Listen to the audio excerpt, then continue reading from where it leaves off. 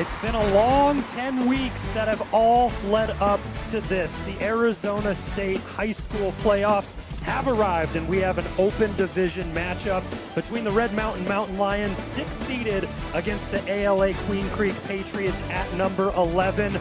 Greetings and welcome, everyone, alongside Nate Smith and Rome Cady. I am Zach Warhack, and gentlemen, a rematch from earlier this season, week 2.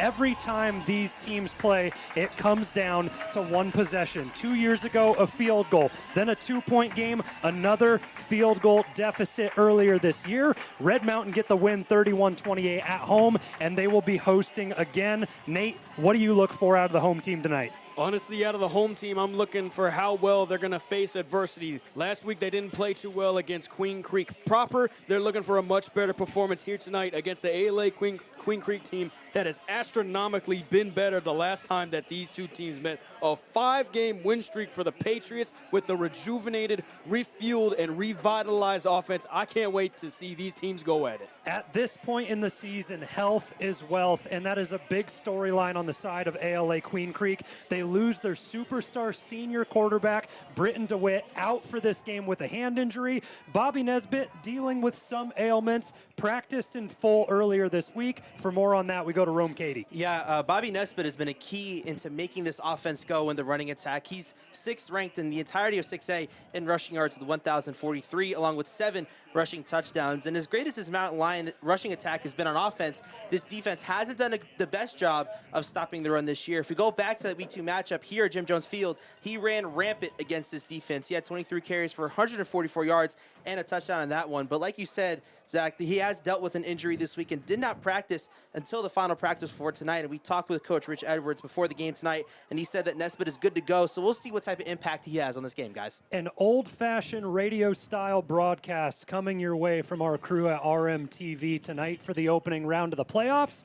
And the teams meet at the middle of the field, 4 captains aside. You see the usual suspects out there for Red Mountain from right to left. You have Jamison Wade, Jackson White, Josh Lee, rounded out by Yosanese. They shake hands with ALA, and talking with both coaches prior to the game, Kyle Enders for Red Mountain and Rich Edwards from ALA, they said there's a weird kind of feeling in the air for this playoff matchup because it's not lose and go home and have your season ended.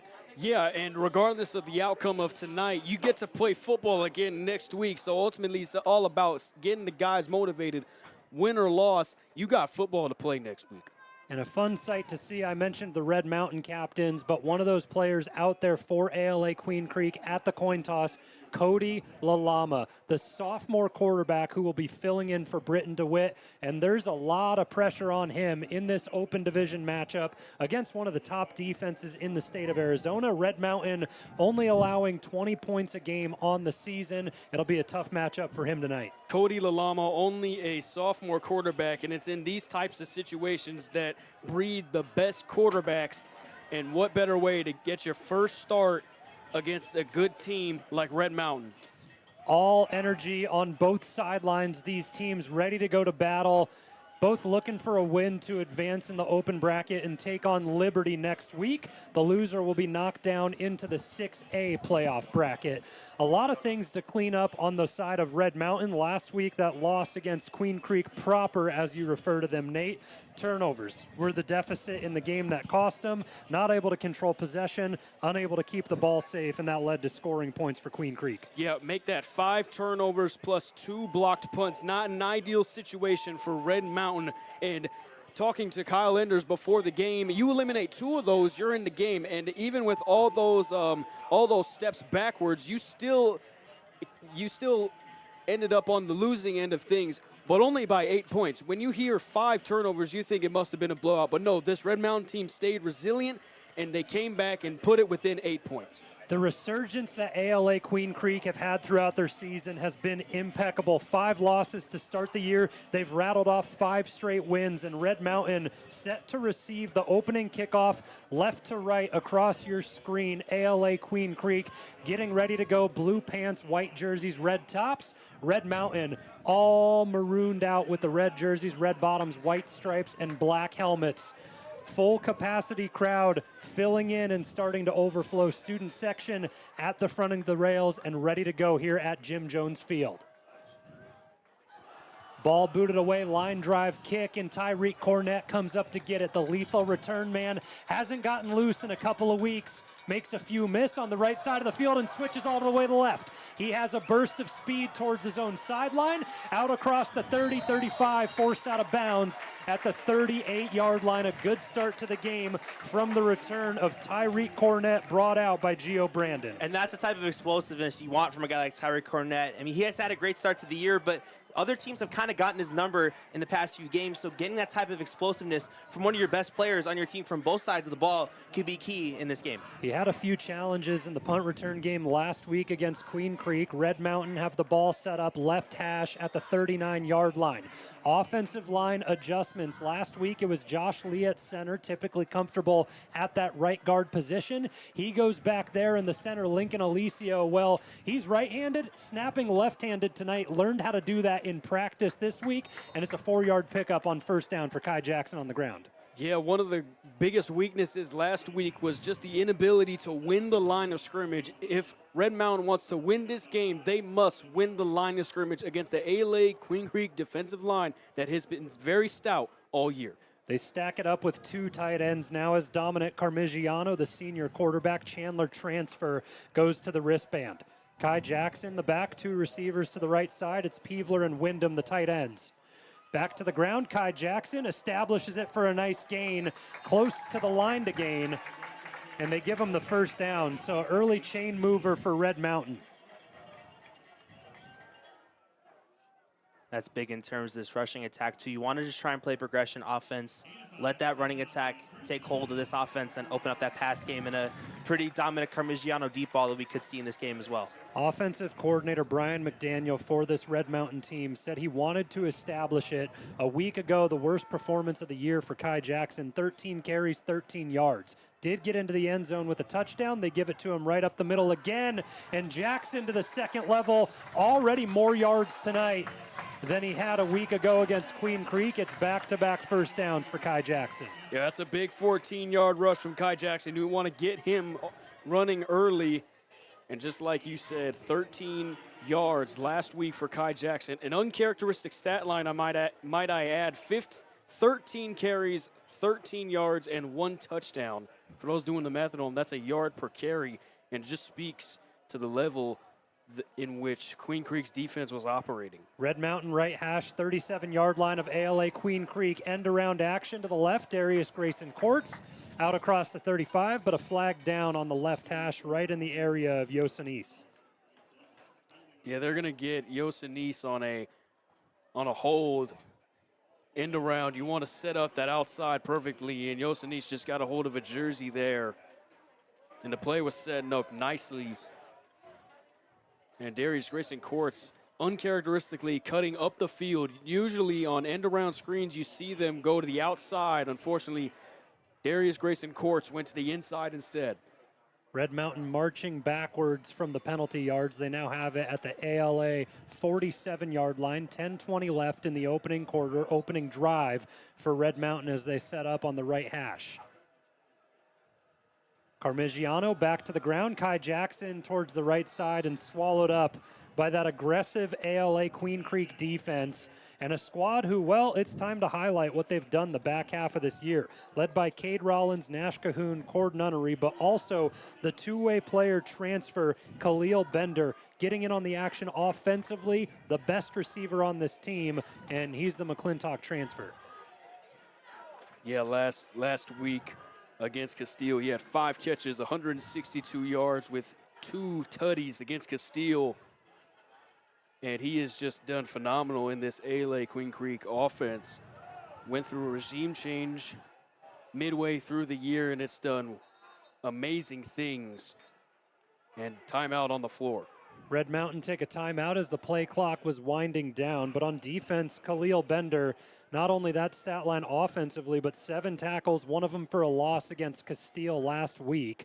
He's been lining up at corner, the bottom of the screen it would be if you had the video feed from the press box perspective. So left side of the offensive formation is where Bender has been. Both these teams huddle up on their respective sidelines. 9:25 left in a scoreless game. Opening possession for Red Mountain, 2nd and 19 from the ALA Queen Creek 46. And Dominic Carmigiano hasn't thrown a pass yet, setting up the run all night for Red Mountain. Yeah, he wants to.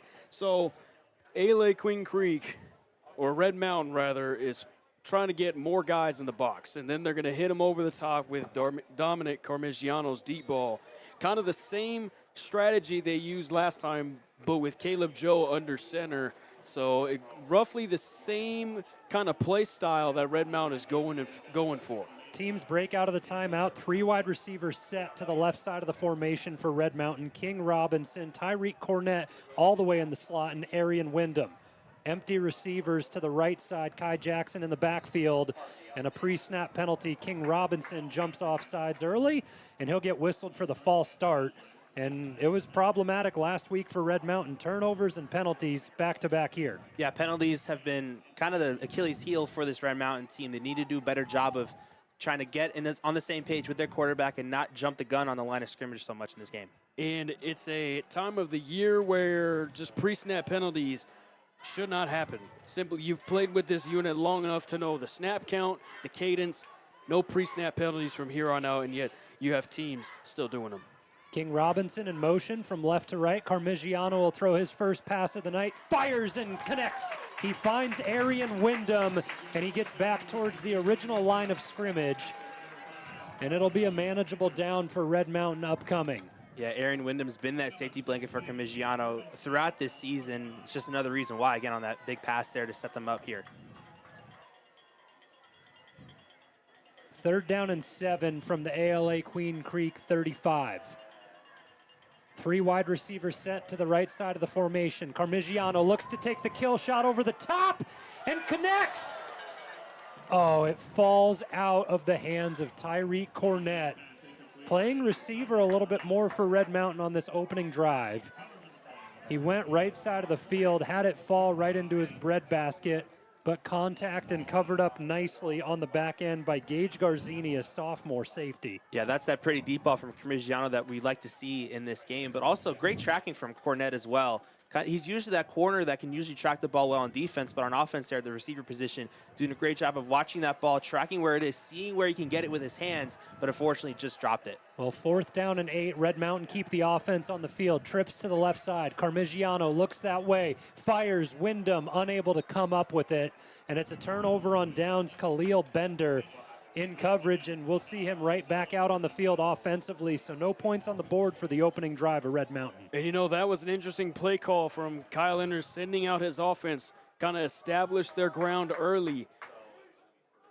It's a interesting question being brought up. Do you bring out Chase Pitzer for the long field goal, give him a shot at a career long? Ultimately, the offense comes up short, and we get our first look at Cody Lalama. The sophomore quarterback into the game, Bobby Nesbitt the back, Lalama under center, and Khalil Bender to the right side of the formation. ALA Queen Creek working from left to right on the field. Nesbitt bounces it to the left side, finds some room, and a pickup of 9 on first down for Bobby Nesbitt, one of the captains of this team, over 1,000 rushing yards and 7 touchdowns on the ground this season. Yeah, and Bobby Nesbitt, like Rome Cady said, was just lighting up this Red Mountain defense. I mean, over 200 rushing yards in their last matchup, and over 1,000 for the year on 151 carries, 7 tutties, 6 100-yard games on top of that. I mean, the guy is an animal. They mark Nesbitt for a gain of 8, second down and 2, left hash at their own 43-yard line with 8:39 to go in the first. A pitch to the right side. Nesbitt delays a shimmy shake on Jamison Wade, fights towards the Red Mountain sideline and brought down by Leonidas To'oto'o. Yeah, Nesbitt, even though he's been injured, he's showing that agility, especially on that last play. He tried to shake off a bunch of defenders there with his quick feet, but just couldn't get past them and past the line of scrimmage. A loss of 2 on second down brings up third down and 4 from the 41-yard line. And a couple of injuries defensively for Red Mountain that they're fighting through, but then they also get a couple guys back. We saw Chayton Jennings last week, not out on the field right now. Currently the 2 safeties, Jackson White playing deep in coverage with Grady English. Red Mountain loading the box early, then they back off. They go deep into coverage. Lalama looks to find a gap, and he connects with Talon Scott into Red Mountain territory, brought down at the 39-yard line. And a good throw, Lalama able to recognize that Red Mountain back out of the pressure, take his time, and Talon Scott does a great job finding the gap in the zone coverage right over the middle of the field. I mean, just a simple pop pass to Talon Scott, using his big frame to get over the linebackers. It wasn't a bullet. It was just a simple toss, like you were playing catch with your dad in the backyard. A gain of 19 on third down for ALA. They throw to the left side, and they pick up another first down, but a fumble. Ball is loose on the field, and Red Mountain signaling that they have it. And the squad is hyped. Jamison Wade fired up. But it looks like Cole Edmonds and Jackson White, the 2 able to force and recover the turnover for Red Mountain. Yeah, Edmonds and White have been really key to that back half of this defense, particularly in that secondary, forcing the ball out and giving their offense a chance to try and score here in this one. Huge play from that defense, really showing why they've been one of the best defensive units in the entire state. Jackson White, one of the most underrated players throughout the state of Arizona, and he really had his coming out party in his senior year in that game against Mountain View with the goal line interception to save the game, and followed it up with another interception a week later against Gilbert. Red Mountain take over at their own 28, and the run swallowed up right back at the line of scrimmage by Nash Cahoon with tackle number 50 on the season. So a big statement from Red Mountain defensively, and they've been stellar at going after the ball. Their 6th forced fumble of the season, and they've now recovered 7. A team that prides themselves on being stout defensively. Kyle Enders, we know the head coach of this team, also the defensive signal caller. Meets up with his group on the sideline. Red Mountain have the ball middle of the field at their own 28-yard line. Carmigiano back to the ground, and ALA Queen Creek have adjusted defensively as it's back-to-back carries brought down right around the line of scrimmage. This time, Cade Rollins with the tackle for number 60 on the season. Well, that time it looked like Kai Jackson was stumbling. He tried pleading his case, saying that he kept his footing, but he lost that battle with the official. Very athletic pass rushers for this ALA Queen Creek defense. Cord Nunnery on the right side of the line, and in the second level, Ryder Stoll not afraid to come either. 2 sacks on the season. Carmigiano out of the gun, Jackson to the left side of the formation. 2 wide receivers respectively on each side. Carmigiano pass over the middle, unable to connect. Jaden Wyndham, the tight end, dropped it right around the 33 on the right hash. And that was another issue that plagued Red Mountain last week against the Bulldogs. Plenty of dropped passes. Plenty of dropped passes. So despite the forced fumble and the hype around the Red Mountain sideline and student section. It's a quick 3 and out, and they ended up losing 2 yards on the drive. Just about halfway through the opening quarter of this open division playoff game. 5:55 left on the clock, and Red Mountain set up to punt. Angel Monroy swings the leg, line drive, good hang time as it goes out to the 35 of ALA, and Nash Proctor is met and brought down instantaneously by a couple of Red Mountain gunners, but Jeffrey Lischke first in on the tackle. Got another clean operation from the special teams unit. Well, that ball took a long time to get to Angel Monroy, and you don't want a repeat of last week.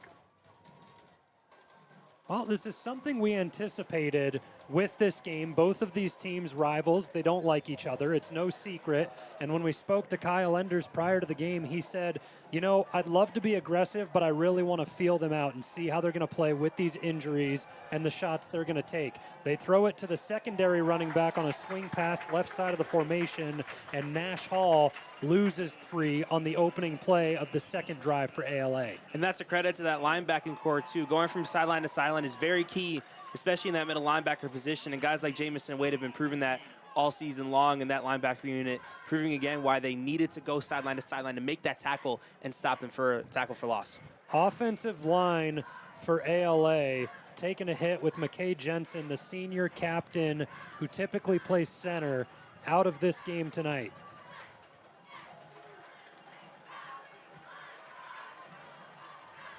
It's a pitch to the right side. Hall still the back, finds a lane up the middle, and is brought down back at the original line of scrimmage. And check that about McKay Jensen. He's set up, still snapping the ball for this team.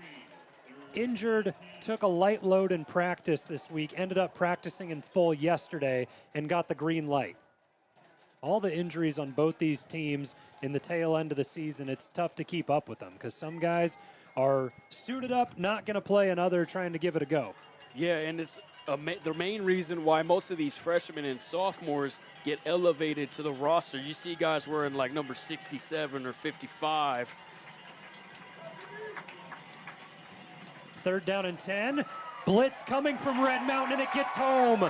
The team that keeps on sacking, and this time Jamison Wade finds his 12.5 sack on the season. The Blade is just electric at that linebacker position, doing all he can to provide stability for this defense. He's been that pillar all season long, and it's been key to that sack there and that huge stop there after that previous 3 and out on offense. He leads the team in tackles, he leads the team in Benson Boone lookalike, and he leads the team in sacks on the season. Jamison Wade forces a loss of 6, and now Tyreek Cornett back deep, ready to receive the punt at his own 34-yard line. There's some heavy pressure. Oh, wait, they back off. End over end line drive. Cornett lets it bounce once, twice, and he is not going to come up and get it. The ball downed at the 32-yard line. And Red Mountain set up for their 3rd drive of the evening after Lincoln Riggs touched the ball down for ALA Queen Creek. So now both the teams have gotten a couple of looks at each other. They both go 3 and out on the previous 2 drives. With the adjustments coming into fruition here, what do Red Mountain look to do on this drive to open things up? Well, we talk about the feel-out process, as Kyle Enders mentioned in the pregame show. I think if you ask me, both teams have already gave themselves enough time to feel out what the other is doing. I'm expecting some deep shots. Middle of the field, pistol look. Carmigiano goes with the handoff to Grayson Courts, and he loses a yard on 1st down. Clock continues to wind, 3:23 and ticking left in the opening quarter, in a 0-0 game between these two, rival opponents. I know that now ALA Queen Creek in the 6A Southeast, but these teams have known each other and seen each other year after year, and it's always a tight contest. Carmigiano to the wristband and back to the huddle. 15 seconds left on the play clock. Red Mountain have already spent 1 timeout in this opening frame. Carmigiano comes out wide, and it's a wildcat. Tyreek Cornett in the backfield as he sets up and takes the snap. Cornett runs to the right side of the formation, and he runs into his own tight end, Jaden Wyndham. picks up about 1.5 yards, 2 yards on the play, but it's another quick third down for the Red Mountain offense. Yeah, this offense has just not managed to get going in this game. I think to Nate's point as well, you have to start trying to go with the deep shot here to just try and get something going. Maybe an intermediate ball over the middle to one of the Wyndhams, Arian or Jaden, to get them involved in this game as well.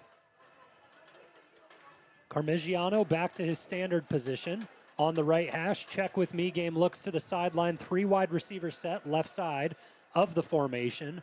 And it's the usual suspects: Tyreek Cornett, Arian Wyndham, and King Robinson. 5 on the play clock. Carmigiano gets it off. Pressure up the middle. Carmigiano brought down for a sack. Who else to get home but Cord Nunnery, one of the top pass rushers for this ALA team, matches Jamison Wade on the flip side and finds sack number 5.5. And then the Red Mountain offense just failing to find momentum. And even when they did, they spun out on 4th down in ALA Queen Creek territory. Monroy into punt, under 90 seconds left in the opening quarter. Slow snap, Monroy handles it. This more of a line drive to Nash Proctor, and he's able to handle it. Being chased down by Derek Wilson, and Wilson does not budge. Flag flies on the tackle. I will be curious to see the call because Nash Proctor threw up a stiff arm on the right side of the field, and he may have caught Derek Wilson in the face mask.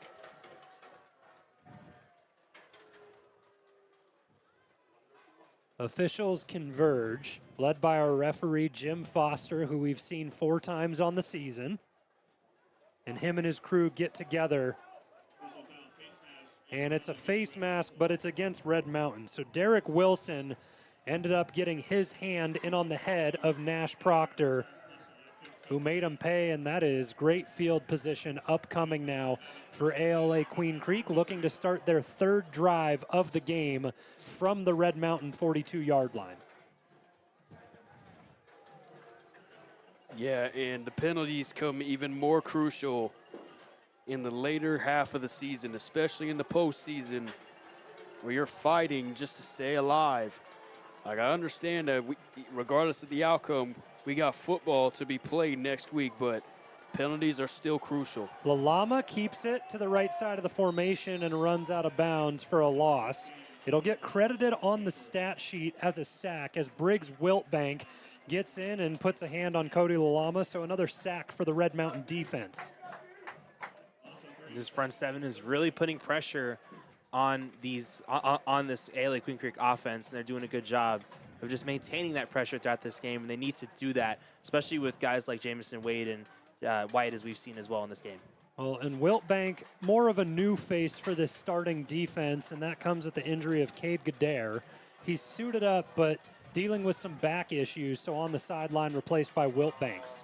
2nd and 13 from the Red Mountain 46, right hash, and the handoff to Nesbitt. Looks to go to the right, and he's brought down. It's back-to-back stops for Wiltbank, making an impact when he gets the opportunity. You know, we've seen a lot of Red Mountain players, you know, the 2s and 3s step up when the starters get injured. Briggs Wiltbank is an example, not to mention, you know, Jeffrey Lischke, as well as Guard Lyle stepping up for the injured Shaden Jennings. 5 defensive backs in the game now for Red Mountain. Tyreek Cornett, and as it goes left to right, it's him, Derek Wilson, Shaden Jennings back in the game. And on the far side of the field, the familiar suspect is Miko Lopez. Passing play over the middle, close to the sticks as Proctor hauls it in. And, oh, wow, this is going to depend on the spot here. And it looks like it's going to be a pickup of 12 or 13, and that matters of if the sticks move or not, but it doesn't seem like it's going to matter what ALA do. Ball in the middle of the field, 4th down and 1. They keep the offense out there, but we're going to have to await the call as time expiring in the opening frame. Defense has won the battle thus far, but as the clock hits zeros, the scoreboard says the same. A tie game 0-0 at the end of the first on RMTV. ALA Queen Creek against Red Mountain in an open division playoff matchup.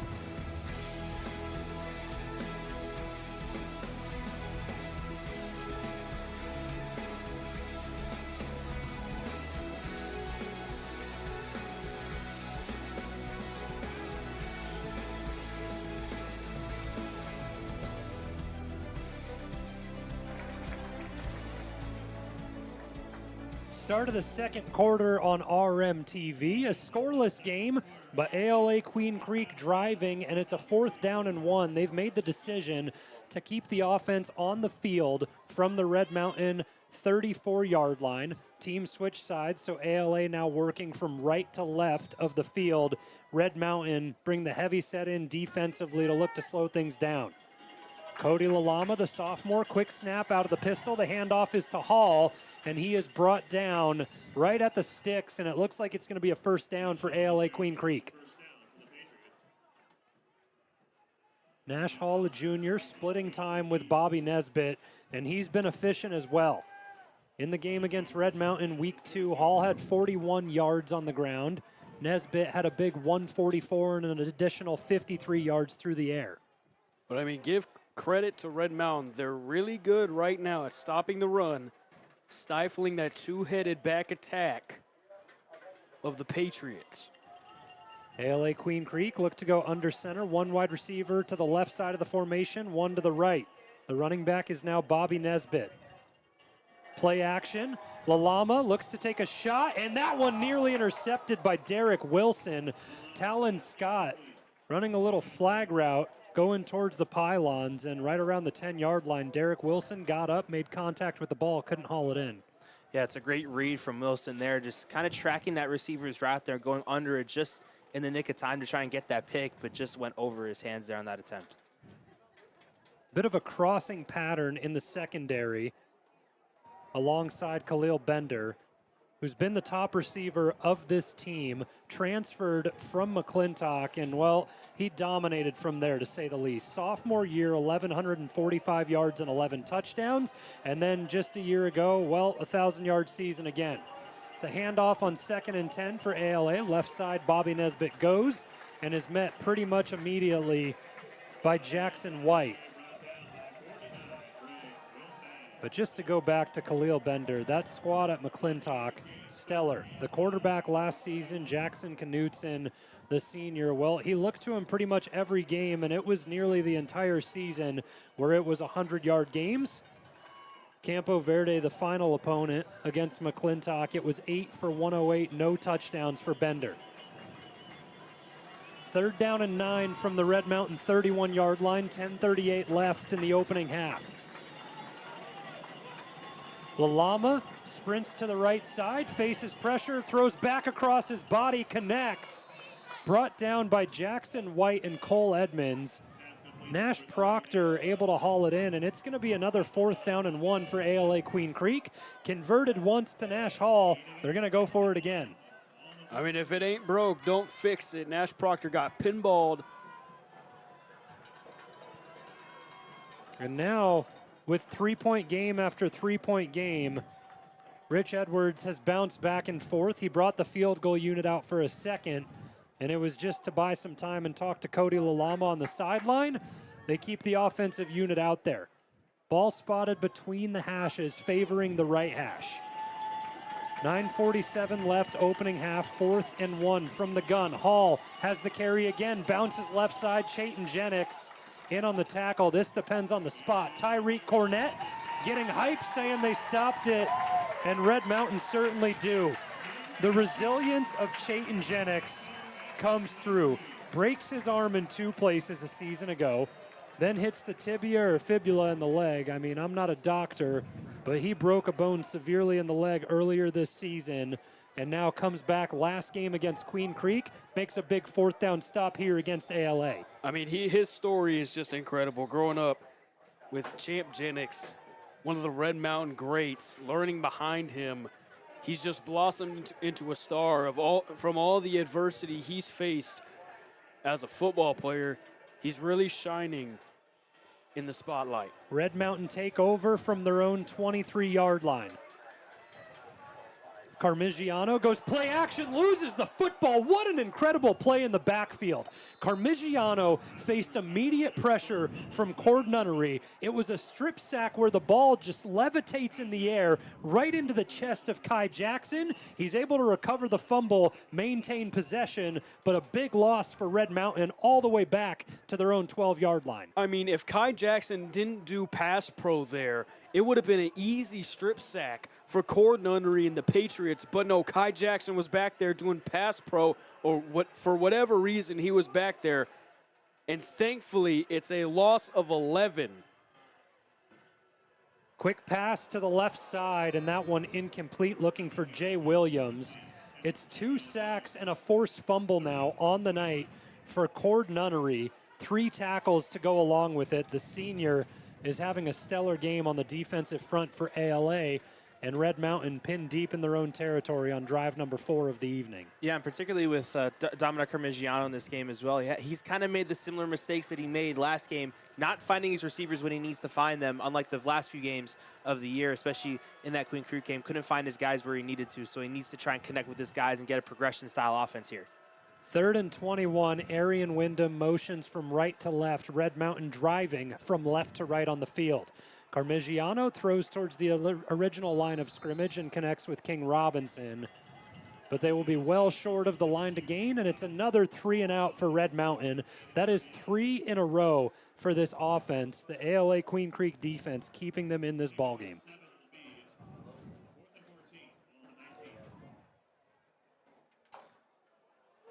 I mean, that offensive line just needs to do a better job at protecting Carmigiano's blind spot. All the rushers have came from the left side of the offensive line, and that's Jackson Brooks. Could have been disastrous if Kai Jackson wasn't there for the fumble recovery. Punt nearly blocked. Monroy able to get it out, but ALA Queen Creek will begin the drive with great field position. The officials spot the ball right around the 43-yard line as the punt brought down from Monroy, but another one nearly blocked. And the pressure from ALA Queen Creek's special teams unit has been felt by Red Mountain. Yeah, over the last couple weeks, Red Mountain Special Teams has been feeling the heat.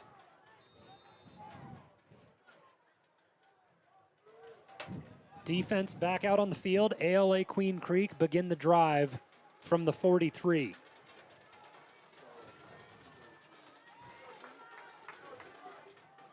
Quick pitch forward to Nesbitt, stays on the left hash up the middle, and he's brought down at the line of scrimmage, maybe a gain of 1, and his lid pops off at the end of that play while he's on the ground.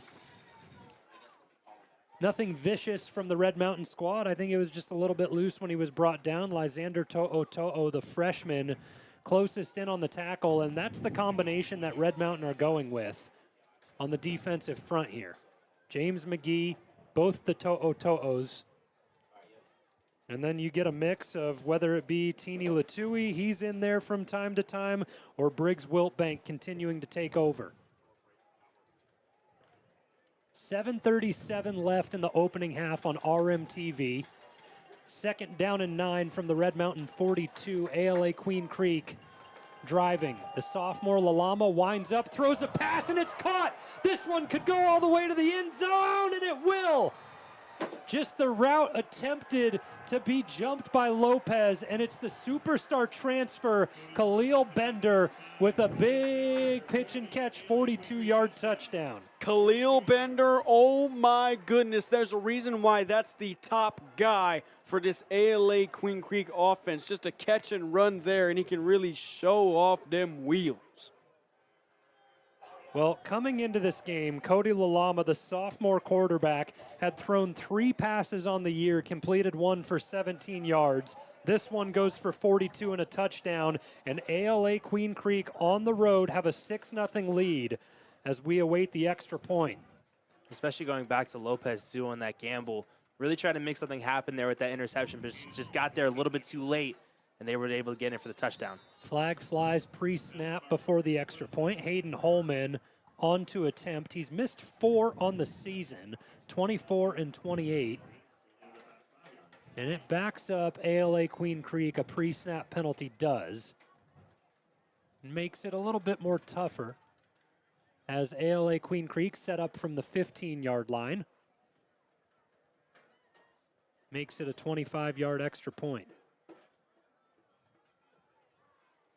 Holman swings the right leg and fires it through, so a 7-0 lead for ALA Queen Creek with 7 minutes and 18 left in the opening half on RMTV.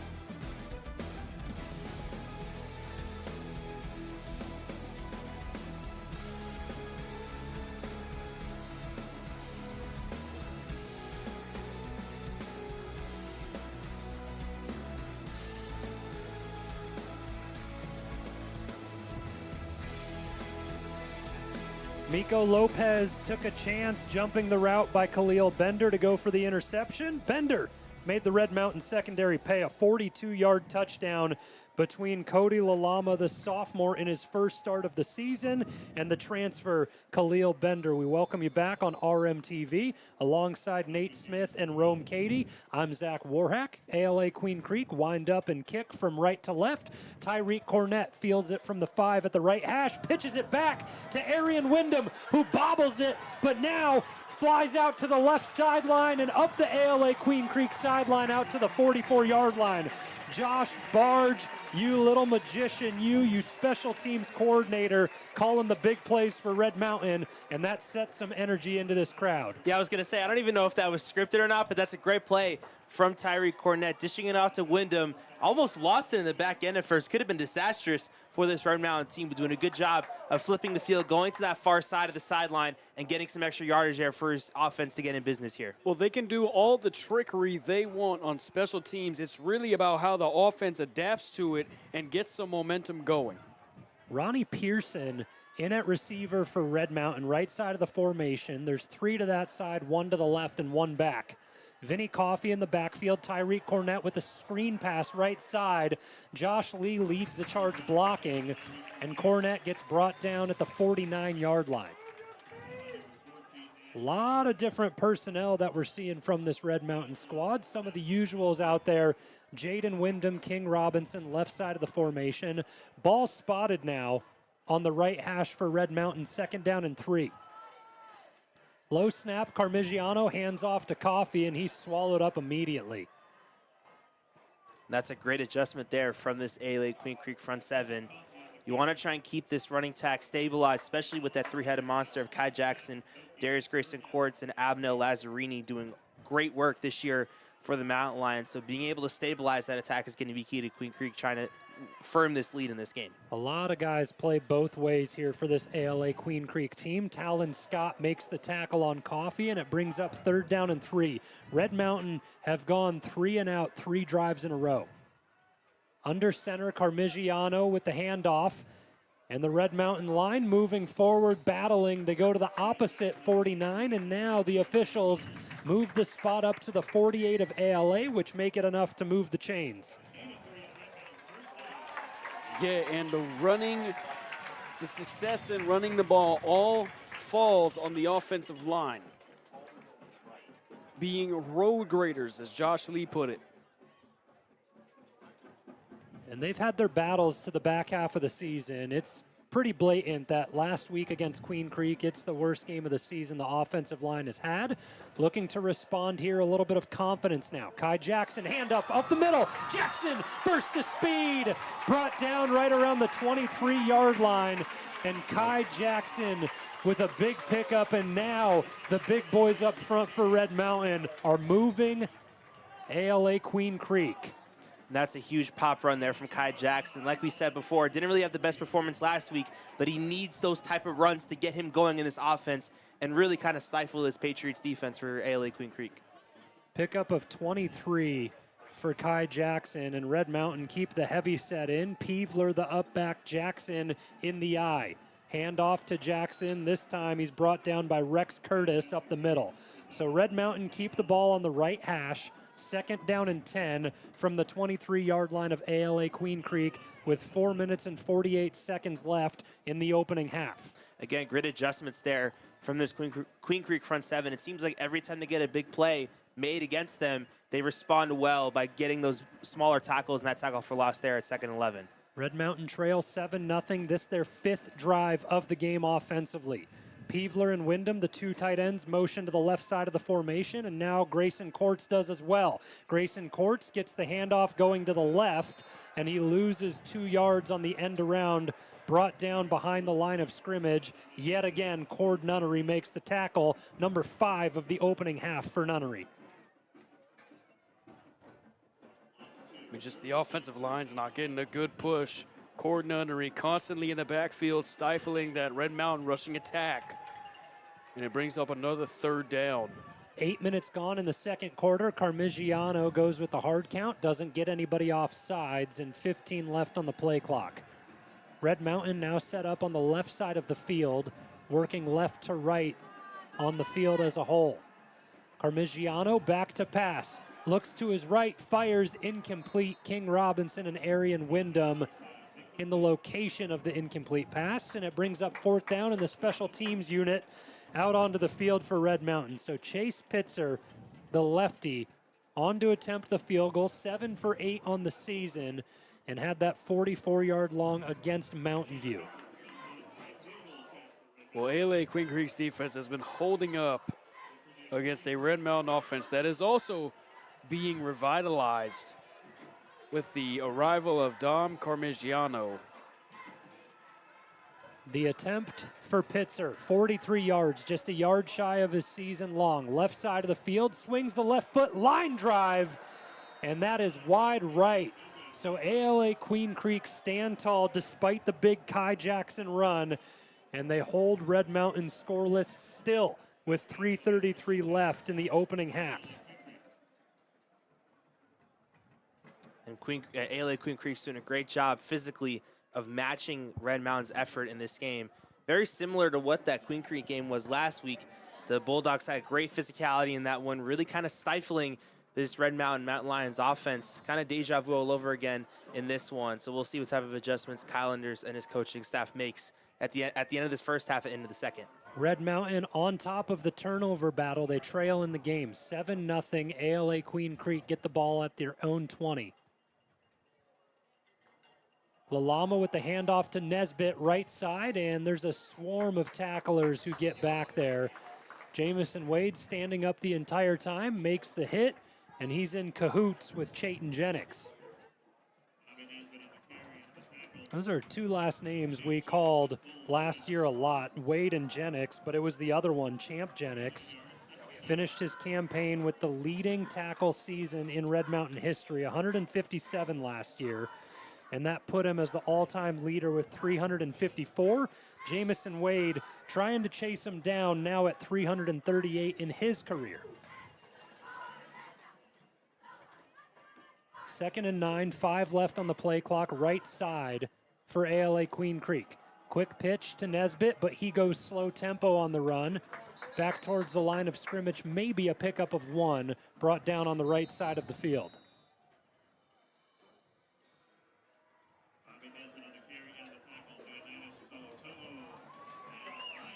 So timeout taken here, late in the half, 2:36 left on the clock.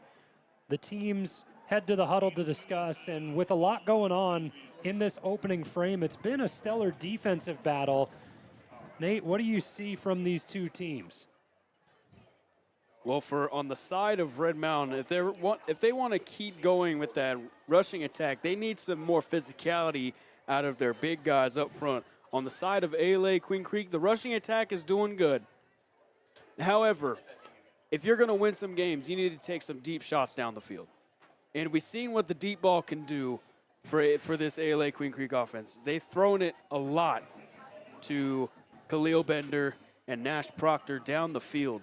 But ultimately, to win the game, you must throw it down the field. I think the coaching of Rich Edwards and the way he's allowed his young quarterback to progress throughout this ball game is stellar, right? The first couple of drives, you rely heavily on the run. Let him take that one shot over the middle to Talon Scott. Now he's become more and more comfortable getting feel for the game, and his team has a 7-0 lead. Right hash, 3rd down and 8 as we break out of the timeout. Play action, Lalama has a good pocket and throws out to Scott, right side of the field, and Talon Scott picks up 10 for a 1st down. And also, Derek Wilson was almost there on that play to try and undercut the route and get a pick there. But then again, just a little bit past Wilson and a nice catch there that sets up ALA Queen Creek in their offense. Talon Scott approaching 40 yards in this opening half. He's close to matching Khalil Bender with that 142-yard reception for a touchdown that provided ALA Queen Creek the lone 7 points on the scoreboard. 1st and 10, right hash, 32-yard line of ALA. In motion from right to left, Talon Scott. They keep it on the ground. Nesbitt fights out of the backfield quickly, cuts back, and a big pop by Jackson White. You could hear it all the way up in the booth after a gain of 3. And like we said before, Nesbitt's doing a good job of showcasing that acceleration, that quick first step. Not a lot of good running backs, or not a lot of running backs in this state have that ability to have that good first step right as they get the handoff. So we'll look to see if Nesbitt can continue that as this game goes on. Well, he's had 6 games over 100-yard rushing, and it's been 3 in a row. He had 119 against Castile, 177 against Corona, and 151, my favorite Pokemon set. That came against Mountain View. Play action. Bender going for the reception, but Tyreek Cornett on an island with the PBU, and not a lot of teams throw on Tyreek Cornett. You have best on best there between Bender and him. Pretty much what I was about to say. Best on best. That's Tyreek Cornett against Khalil Bender. And you don't get a lot of matchups better than that. And that shows also Cornett's good ball skills there, that ball hawk mentality that we mentioned on the offensive end in the first half on that almost touchdown pass earlier in the first quarter from Carmigiano to Cornett. And then Cornett doing the same thing on the defensive side. And his primary position at corner, tied for the lead in the state with 7 interceptions. A big 3rd down and 7. 1:50 left. Red Mountain received to start the game. So ALA Queen Creek will get the ball to start the second half. A pre-snap whistle. And it's a delay of game against ALA Queen Creek. So that backs things up 5 and makes it a little bit more manageable for the Red Mountain defense. An opportunity here to get off of the field and put points on the board to cut into this deficit. Going to need every bit of that penalty yardage if you're the Red Mountain defense. Defense has been holding up surprisingly well. It's just a matter of if the offense can capitalize on good field position following the punt. And ALA Queen Creek have elected to take a timeout as they want to talk things over prior to this 3rd and 12. Ball at their own 30-yard line. It started at the 20 off of the missed field goal attempt from Chase Pitzer, a 43-yard line drive that went wide right. And both of these teams playing some pretty good, clean, mistake-free football. Other than the forced fumble from the Red Mountain defense early in this game, they had nothing come from it as far as points from that drive. But both these teams now really settled in as we're approaching halftime.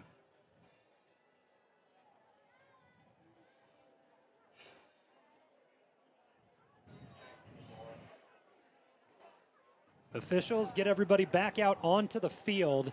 Late in the first half, 1:49 on the clock. ALA Queen Creek facing a 3rd down and 12 on the left hash. Cody LaLama has played clean football. The sophomore quarterback stepping in for the injured Britton DeWitt, who vacates over 2,000 yards and 22 passing touchdowns. LaLama has Nash Hall to his left. LaLama back to pass, pressure, escapes, second pressure comes in from Cole Edmonds, and he picks up the sack. Again, Cole Edmonds continuing to be one of the outstanding guys on this defense, picking up that sack there. It feels like we've said the word sack about this Red Mountain defense so much so far in this game, and that's been their calling card throughout this season, is getting pressure on the quarterbacks, and that's another example of that again. Edmonds hasn't had a sack since week 1 against Desert Pines. A huge spot to pick one up here. 1:41 left on the clock in the opening half. His team trails 7-0. Really a monumentous drive for Red Mountain to gain some momentum coming into halftime right here. Yeah, but it all falls on the offense if they can capitalize off of this 3 and out. The punt team out on the field for ALA. It's funny how they've split time with their kickers the same way that Red Mountain have towards the back half of the season. You've seen Hayden Holman punt this year. You've seen Logan Hutchison punt this year. And it's been a combination between them, and every once in a while a receiver will check into the game to do it as well. Cornett sets up deep in his own territory, and he'll track it down at the 30. Cornett off the back foot, middle of the field, goes to the left. A couple of nice blocks out in front of Tyreek Cornett that he follows behind Van Imeren. And Red Mountain will have to go, well, close to 70 yards. It'll be right around 62 to be able to punch their ticket into the end zone with 1:29 left in the opening half.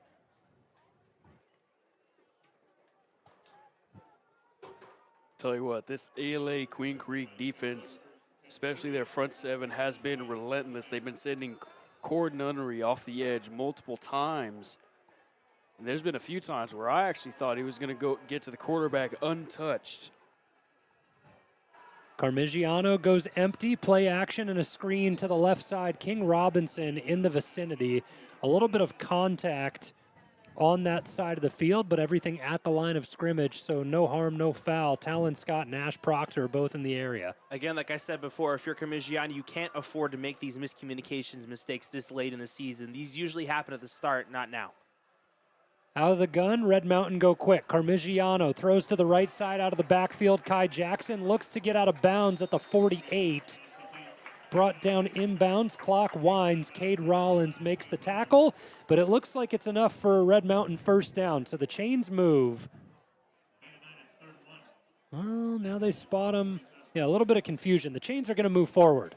So gain of 10 out to the 38. Carmigiano sprint out to the left, and Kai Jackson with back-to-back receptions now into ALA Queen Creek territory at the opposite 48. Yeah, and I was going to say before that last play there, it was as if Carmigiano listened to what I was saying before, and I was like, okay, let me prove to you something. I'll give you back-to-back completions there to set my offense in a good position. Under a minute now in the opening half. Gain of 4 to Kai Jackson, 2nd down and 6. Carmigiano, good clean pocket, gets it out quick to Jaden Wyndham, and the tight end falls down in the middle of the field at the 36. Jaden Wyndham has truly been the security blanket for this team. He ripped off an 80-yard touchdown last week against Queen Creek.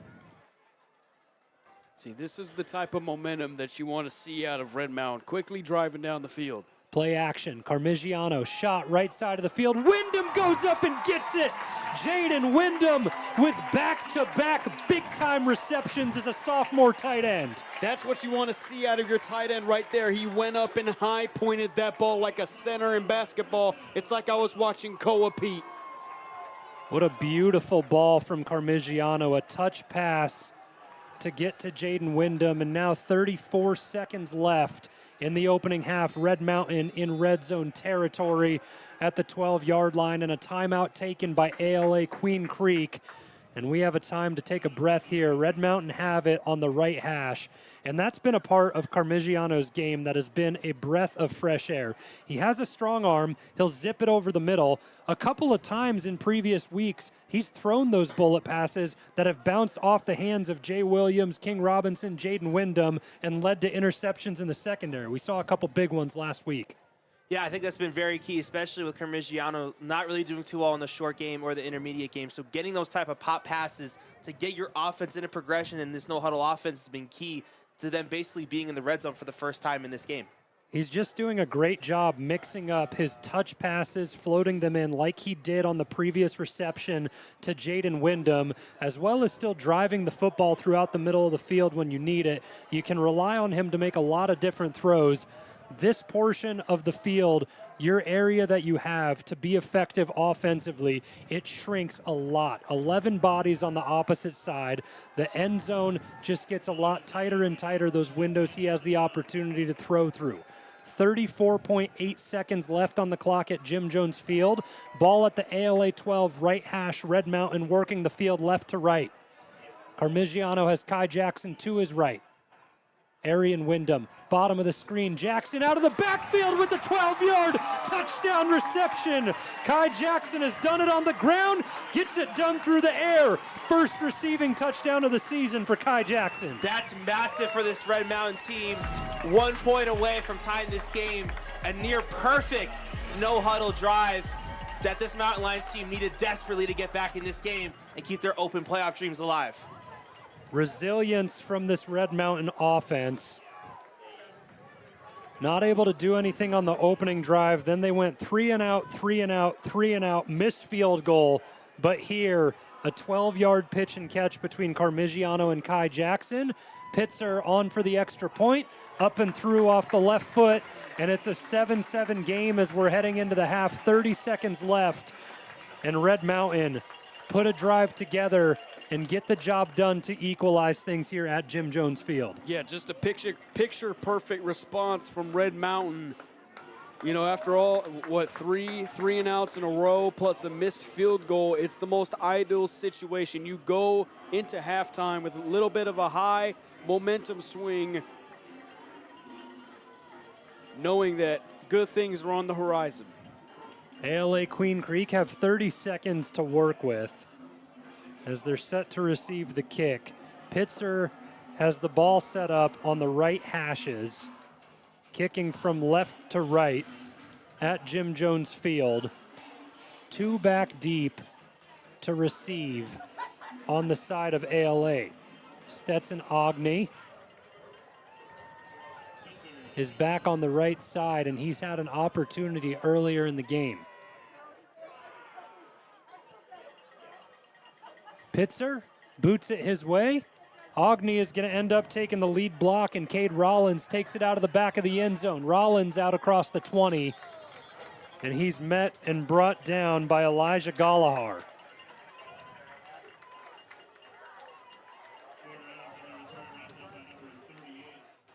So the teams trade sides for a moment, just about 5 ticks gone on the kickoff. 24-yard line, the spot for ALA Queen Creek, and it sets up right in the middle of the field, dead center for them. We'll see what Rich Edwards and company elect to do, if they want to take a knee or take a shot. Briggs Wiltbank moves over to the left side of the line for Red Mountain, and they have 3 in the secondary. Jennings, White, Wilson. Fake pitch and a throwback to Bender, and he's grabbed by the ankles from Cornett, slips loose, and then brought down by Cole Edmonds. So a gain of a couple on first down for ALA, and they take a timeout to stop the clock.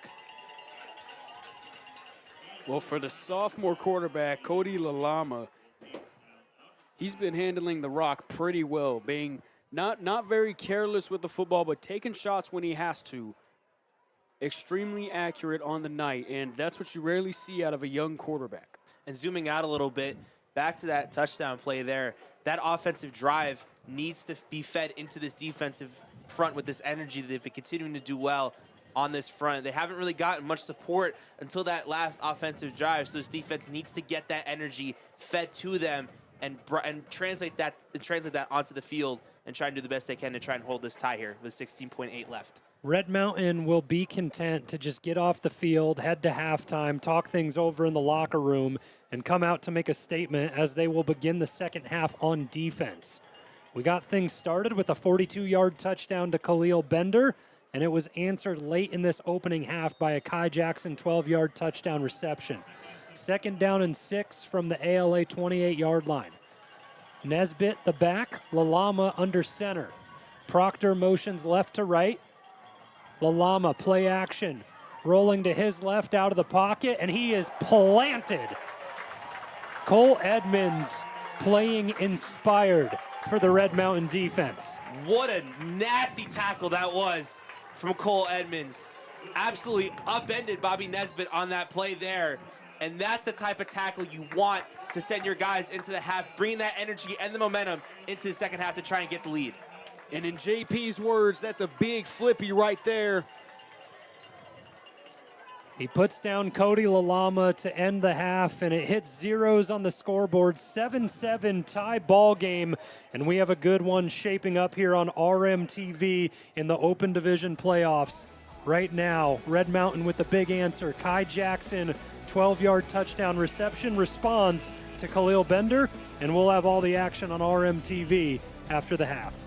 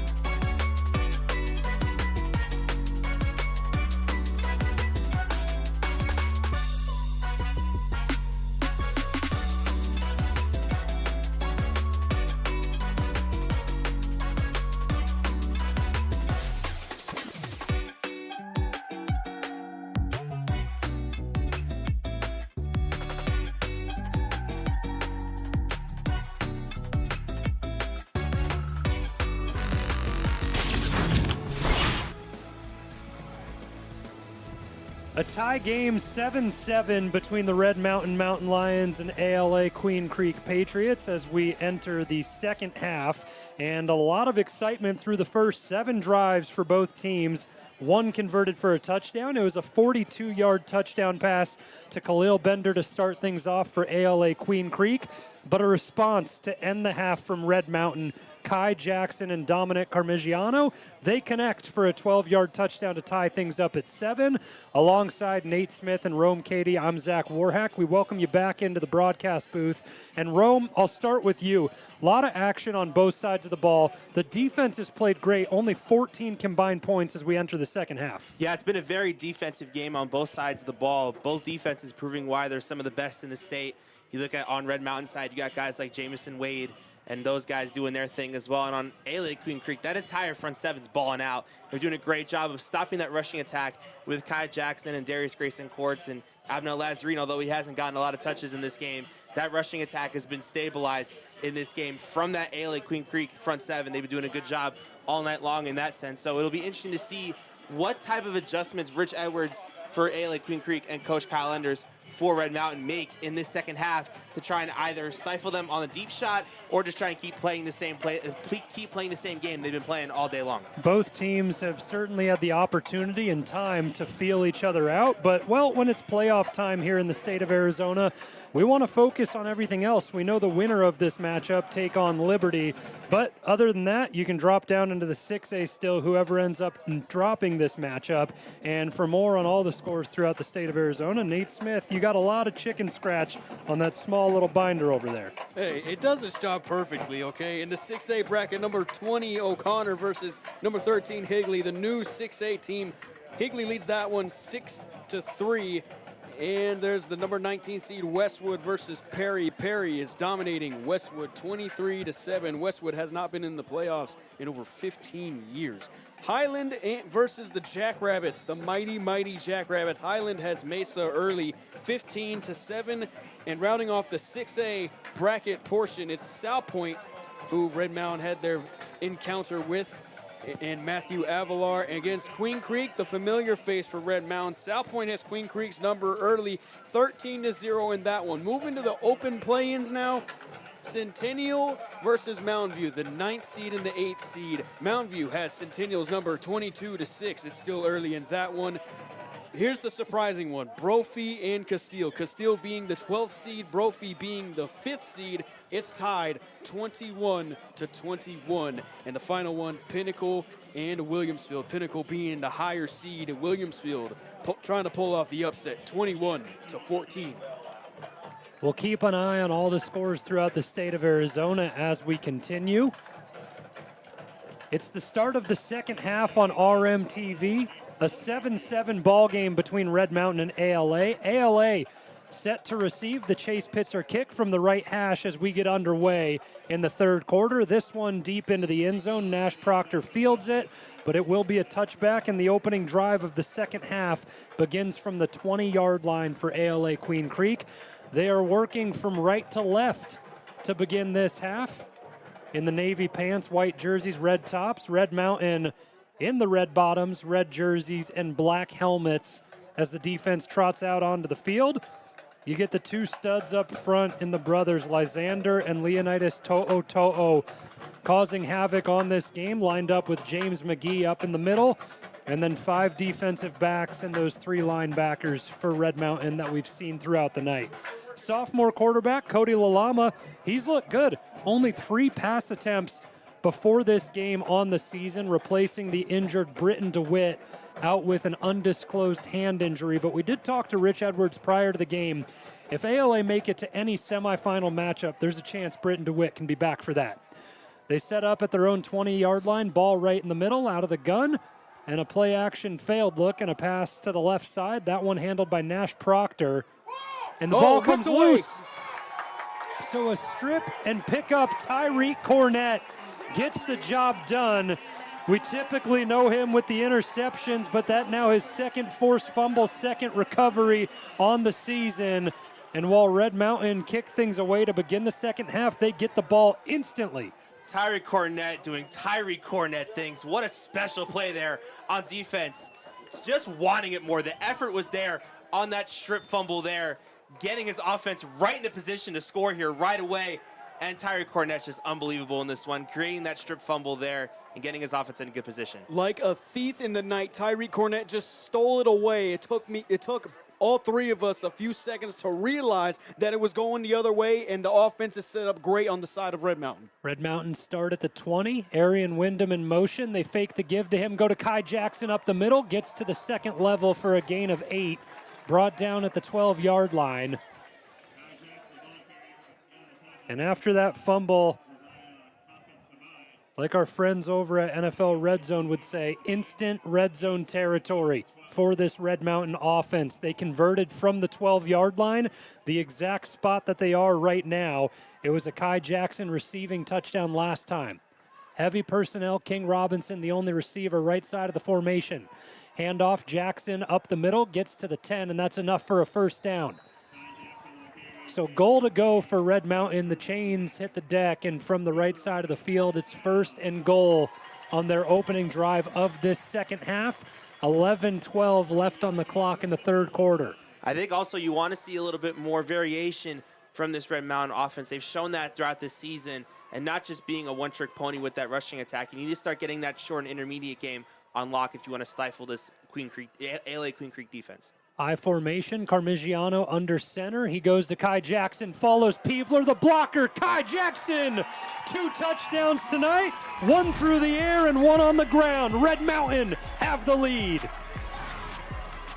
And it's all started up front. Anthony Peevler with a great block on the outside, leading Kai Jackson to the pay dirt one more time through the ground. And you get the feeling that this offense is starting to come to life. And he proved that as well, too. I mean, it was as if Kai Jackson listened to me in the booth saying that you should incorporate more passing game. He's like, okay, Rome, I'm going to show you a little bit of something here. Snakes past the offensive line, and the defensive line gets into the end zone for a second touchdown of the game and gives Red Mountain the lead that they needed. Pitzer for the extra point.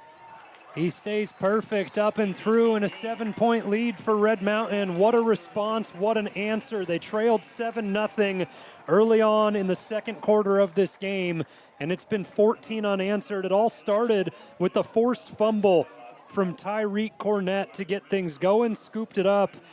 And from that point on, it's just been a special back half of the season for Kai Jackson, and it gives us the opportunity prior to the kickoff to talk about this running back room and the adversity that they faced, right? We see Vinny Coffey back into the game tonight, broke the collarbone week 1, gets healthy, gets back. Abnel Lazzarini gets injured. Then it's just next man up. Darius Grayson Courts comes into the game.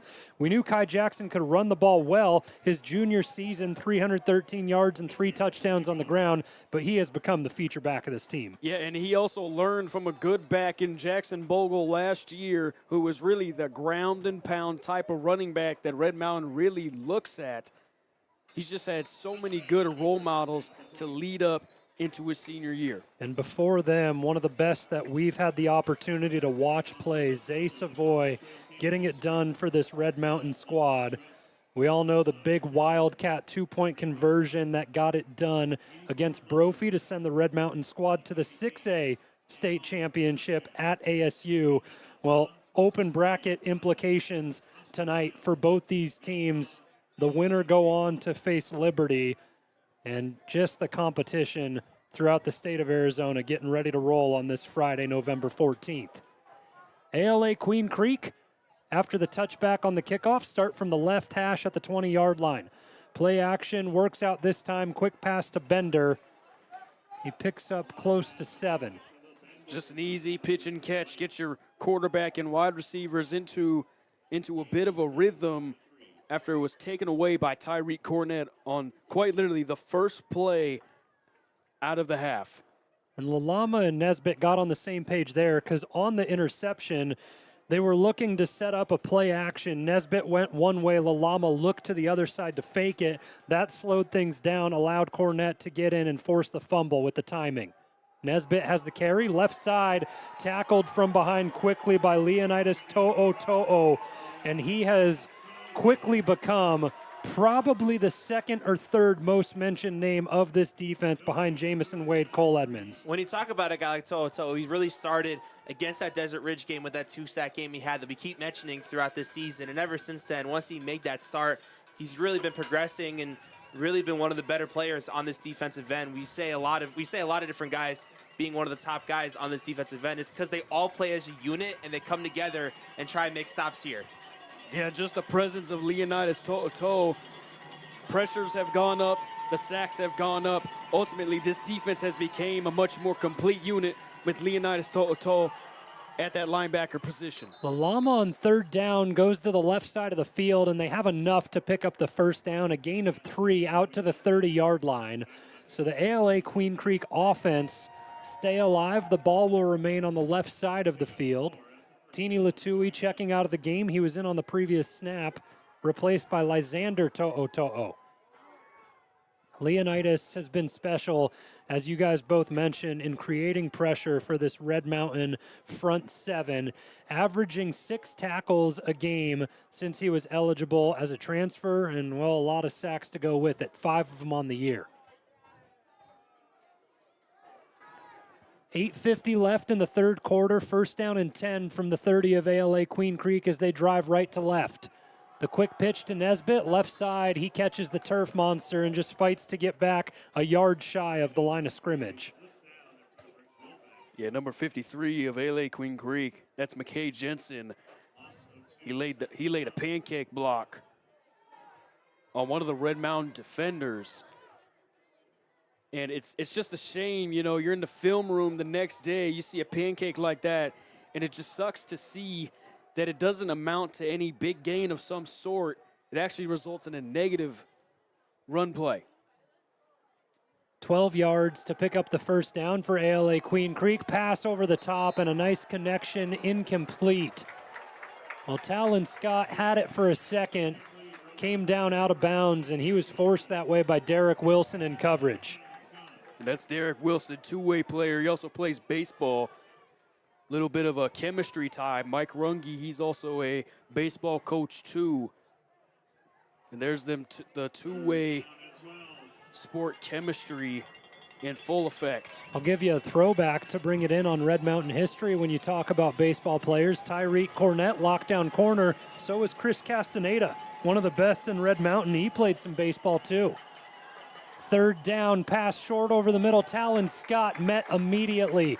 Wilt Bank in the vicinity along with Jackson White playing inspired. And that just shows you again, Kyle Enders and his defense is playing with a lot of intensity and effort. And if you give this defense an inch, they'll take it a mile. And they've done that really well in this game, holding ALA Queen Creek to 7.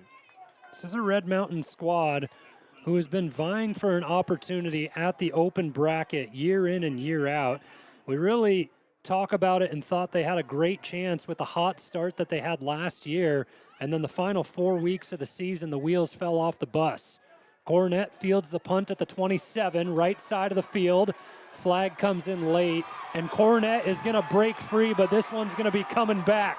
Tyreek Cornett takes it just about 70 yards for the touchdown. But the flag's all the way back at the 28-yard line, signal a block in the back by Adalanama. Well, you also had Jamison Wade. He had the punter pinned against the ground for a solid 10 seconds or so. And there was actually 2 defenders in the area. One of them laid off. Jamison Wade continued to push his hands against the guy on the ground, and he noticed that Tyreek Cornett was streaking down the sideline, and he didn't let up on his block. It's just one of those situations where you just have to let the play go. The play is dead. Your guy is on the ground. You just have to play smart. It'll be really interesting to see how our officiating crew sort this out. Jim Foster spearheads that. Dan Myers, the umpire. There's 4 of them set in there. I believe Pat Wachowski in with the crew as well. As these guys get everything sorted out. 4 flags down on the field. The punt was fielded at the 26-yard line. And Tyreek Cornett housed it, but a lot of laundry out there that these officials sorting through with 7:10 left in the third on RMTV. It should be Red Mountain possession unless something along the lines of roughing or running into the kicker happened where Jamison Wade started the lay down on the block in the backside on the punter. Well, there was no roughing the kicker when the punter initially let go of the ball. I think it was just a matter of blocking. And I wish you could see it right now on the field, but Kyle Enders is out in between the hashes and the numbers talking to the official. And along that conversation is Jamison Wade. Yeah, it looks like Red Mountain have that special teams unit still out there in punt return, ready to go again. Cornett is getting set up to return, and they break out to see if they can do it again. He's been lethal. He's 3rd in kickoff return yards in 6A, 7th in punt return yards per attempt at 15.4. That previous one went for a cool 74 yards, but negated by the multiple penalties on the play. ALA Queen Creek haven't come back out on the field yet. The ALA special teams unit is on the sideline, Red Mountain on the field. And we get the personal foul called against Red Mountain. And we're going to replay 4th down with a little bit of yardage tacked on. But they also called personal foul on the Patriots. And just a lot of talking from the officials. And I don't know if you can hear it, but the crowd, not exactly the biggest fans of that. It seems like the end result is going to be everything offsetting, and we'll get ready to do it again. Tyreek Cornett, hands at the hips, back at the 36-yard line, catching his breath after the big run that he had. Teams making sure that everything's correct. Officials spotting the ball and setting it up. So 4th down and 9 from the ALA 32-yard line will be the call as they're ready to punt it away again. Tyreek Cornett heads back to the same direction. He sets up smack dab in the middle of the field at the 30-yard line. Red Mountain known to bring the house on some of these punts and leave Cornett hanging. This time they drop back and get ready to block for him. Fair catch called for. Cornett fields it right around the 20-yard line. That's a great punt and good pursuit also to force the fair catch by Ben Lupton. We got even more chirping. That's Jamison Wade and Cole Edmonds put their guy on his back. And that's number 9, Lincoln Riggs.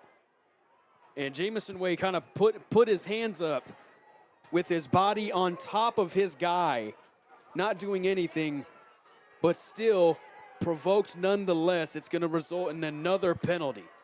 Yeah, especially for a senior like Jamison Wade and Cole Edmonds, you have to try and get better leadership on those penalties, especially on those special teams plays.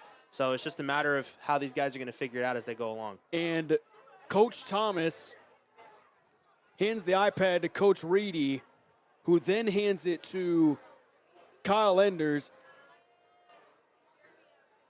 And make that the iPad from the TV on the sideline, in which they make adjustments with.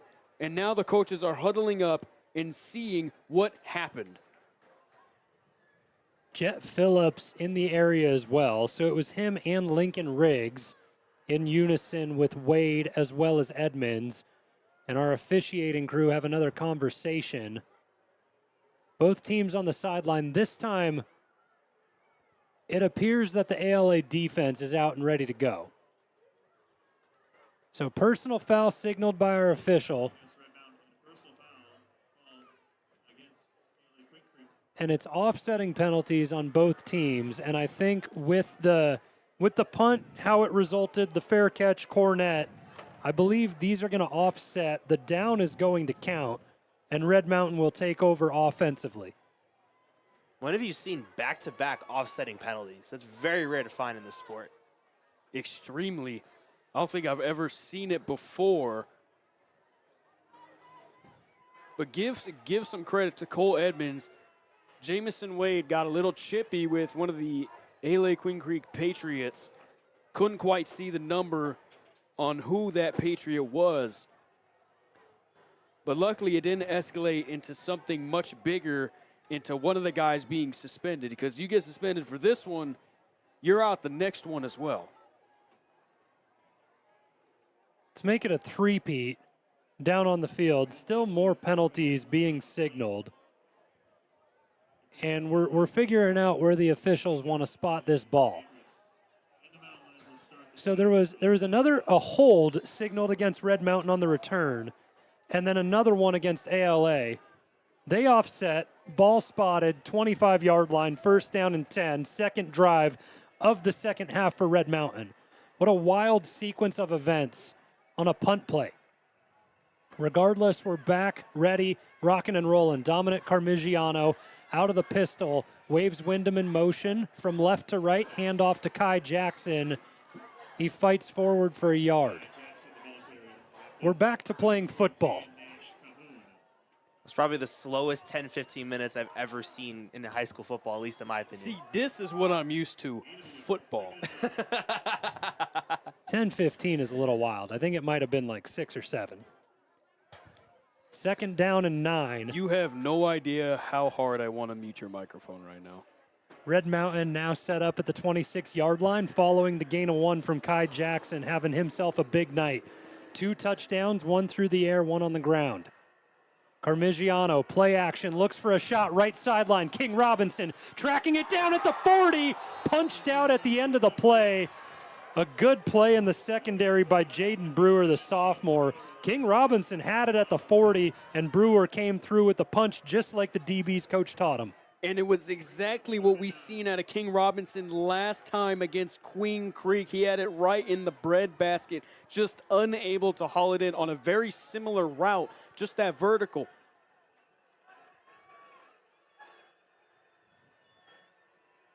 Red Mountain convert with a touchdown on the opening drive of the third quarter, now facing a 3-and-out if they can't pick up 9.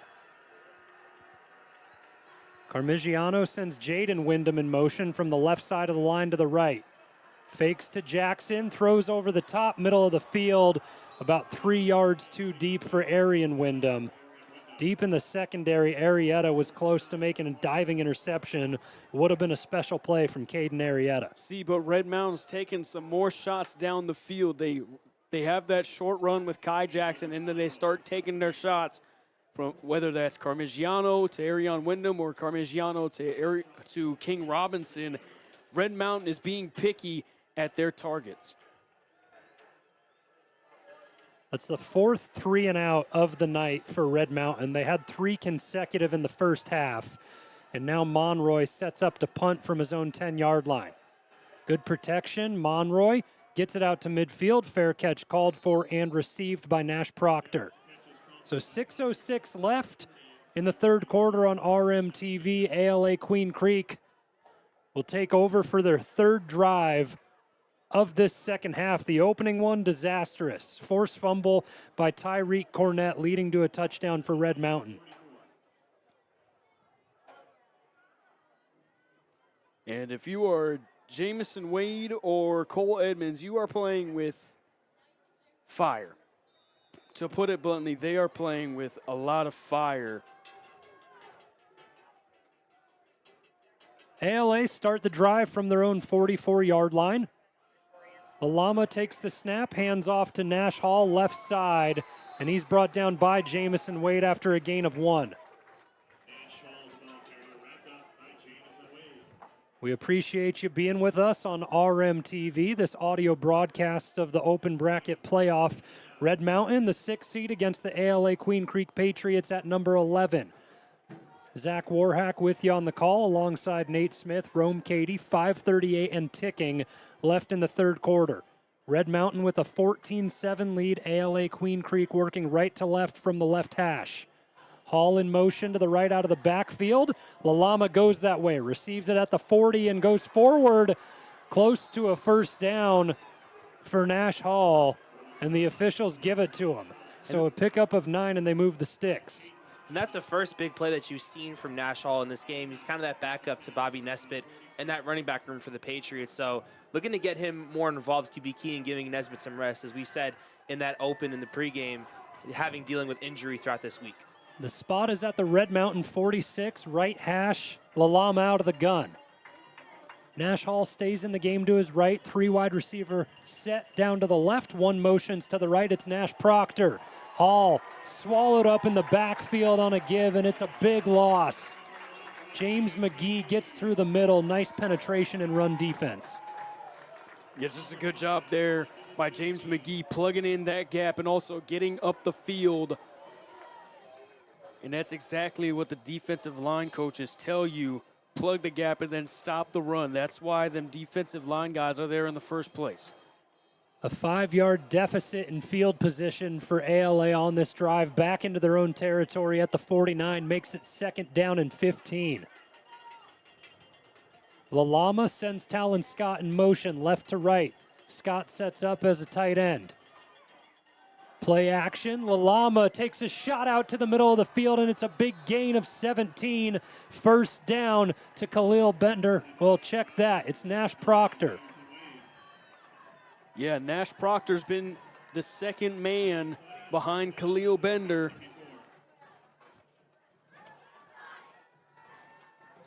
.499 yards going into this game with 7 touchdowns. And he torched Red Mountain in the first meeting this season. Proctor had 143 yards and 3 touchdowns in this matchup that ALA ended up losing. They trail by 7 here, 3:38 left in the third. Lalama back to the ground from the right hash, working to the left. Hall gets beat up by Jackson White. No lack of physicality between these two teams. And this ALA Queen Creek offense is doing a good job of, like I said with Red Mountain earlier in this game, of playing that progression football with those minimal chunk runs to set themselves up for that deep ball shot here in this game. This drive began for ALA Queen Creek from their own 44-yard line. They've worked it down to the Red Mountain 28. Right outside of red zone territory, Cody Lalama, the sophomore quarterback, has Bobby Nesbitt back in the game to his right.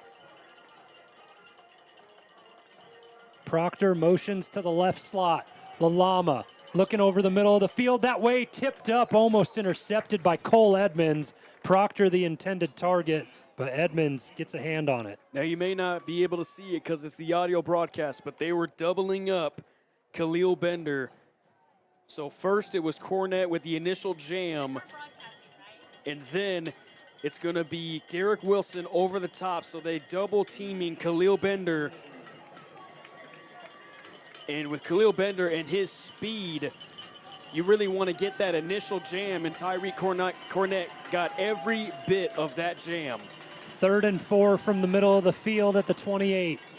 It's a fake handoff and an end around. Room to work with, and Proctor breaks a tackle. Left side, tiptoes across the 20, cuts back. Proctor will walk it into the end zone. 28-yard end around.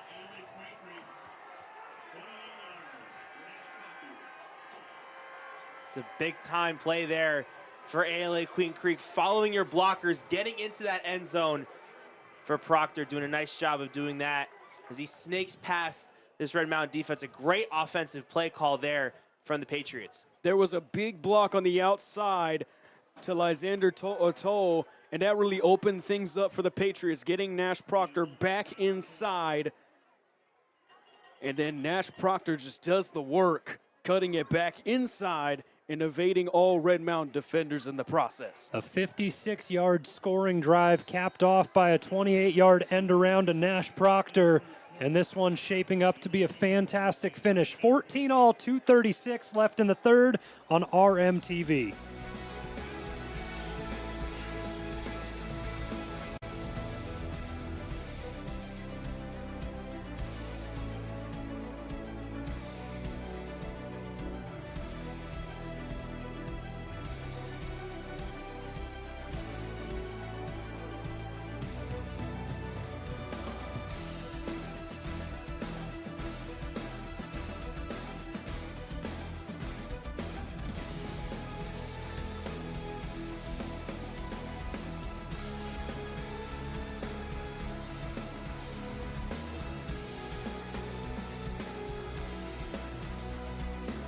A 14-14 game in the opening round of the Open Division playoffs in the state of Arizona. 2:36 left in the third quarter. Red Mountain set to receive the kick following the 28-yard touchdown run from Nash Proctor.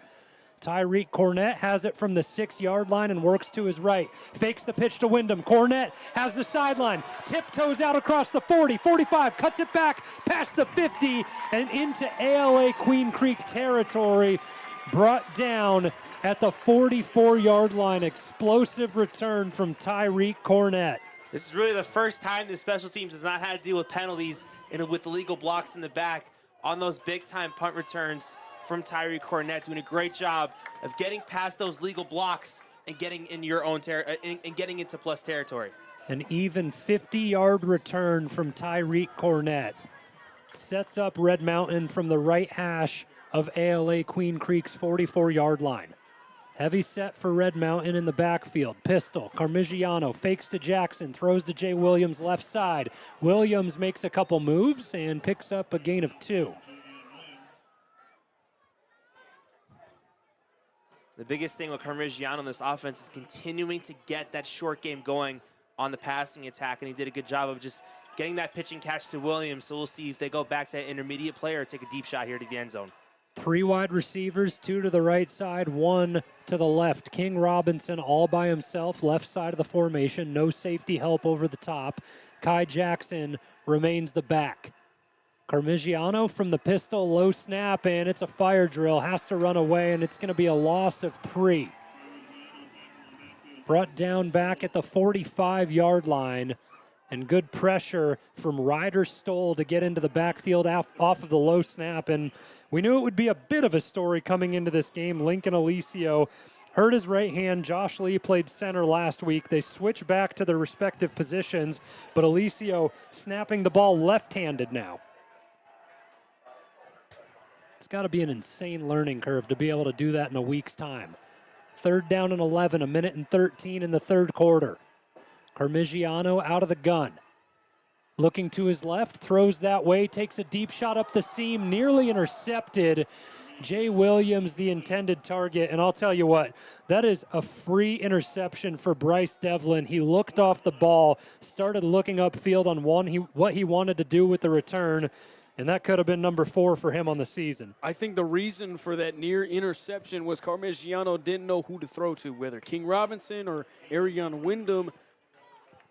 He just got it right in the middle of those 2 wide receivers. And like you said, Bryce Devlin had a free shot at an interception, and changing the course of this game ultimately just took his eyes off the ball there, unable to haul it in. Monroy sets up to punt.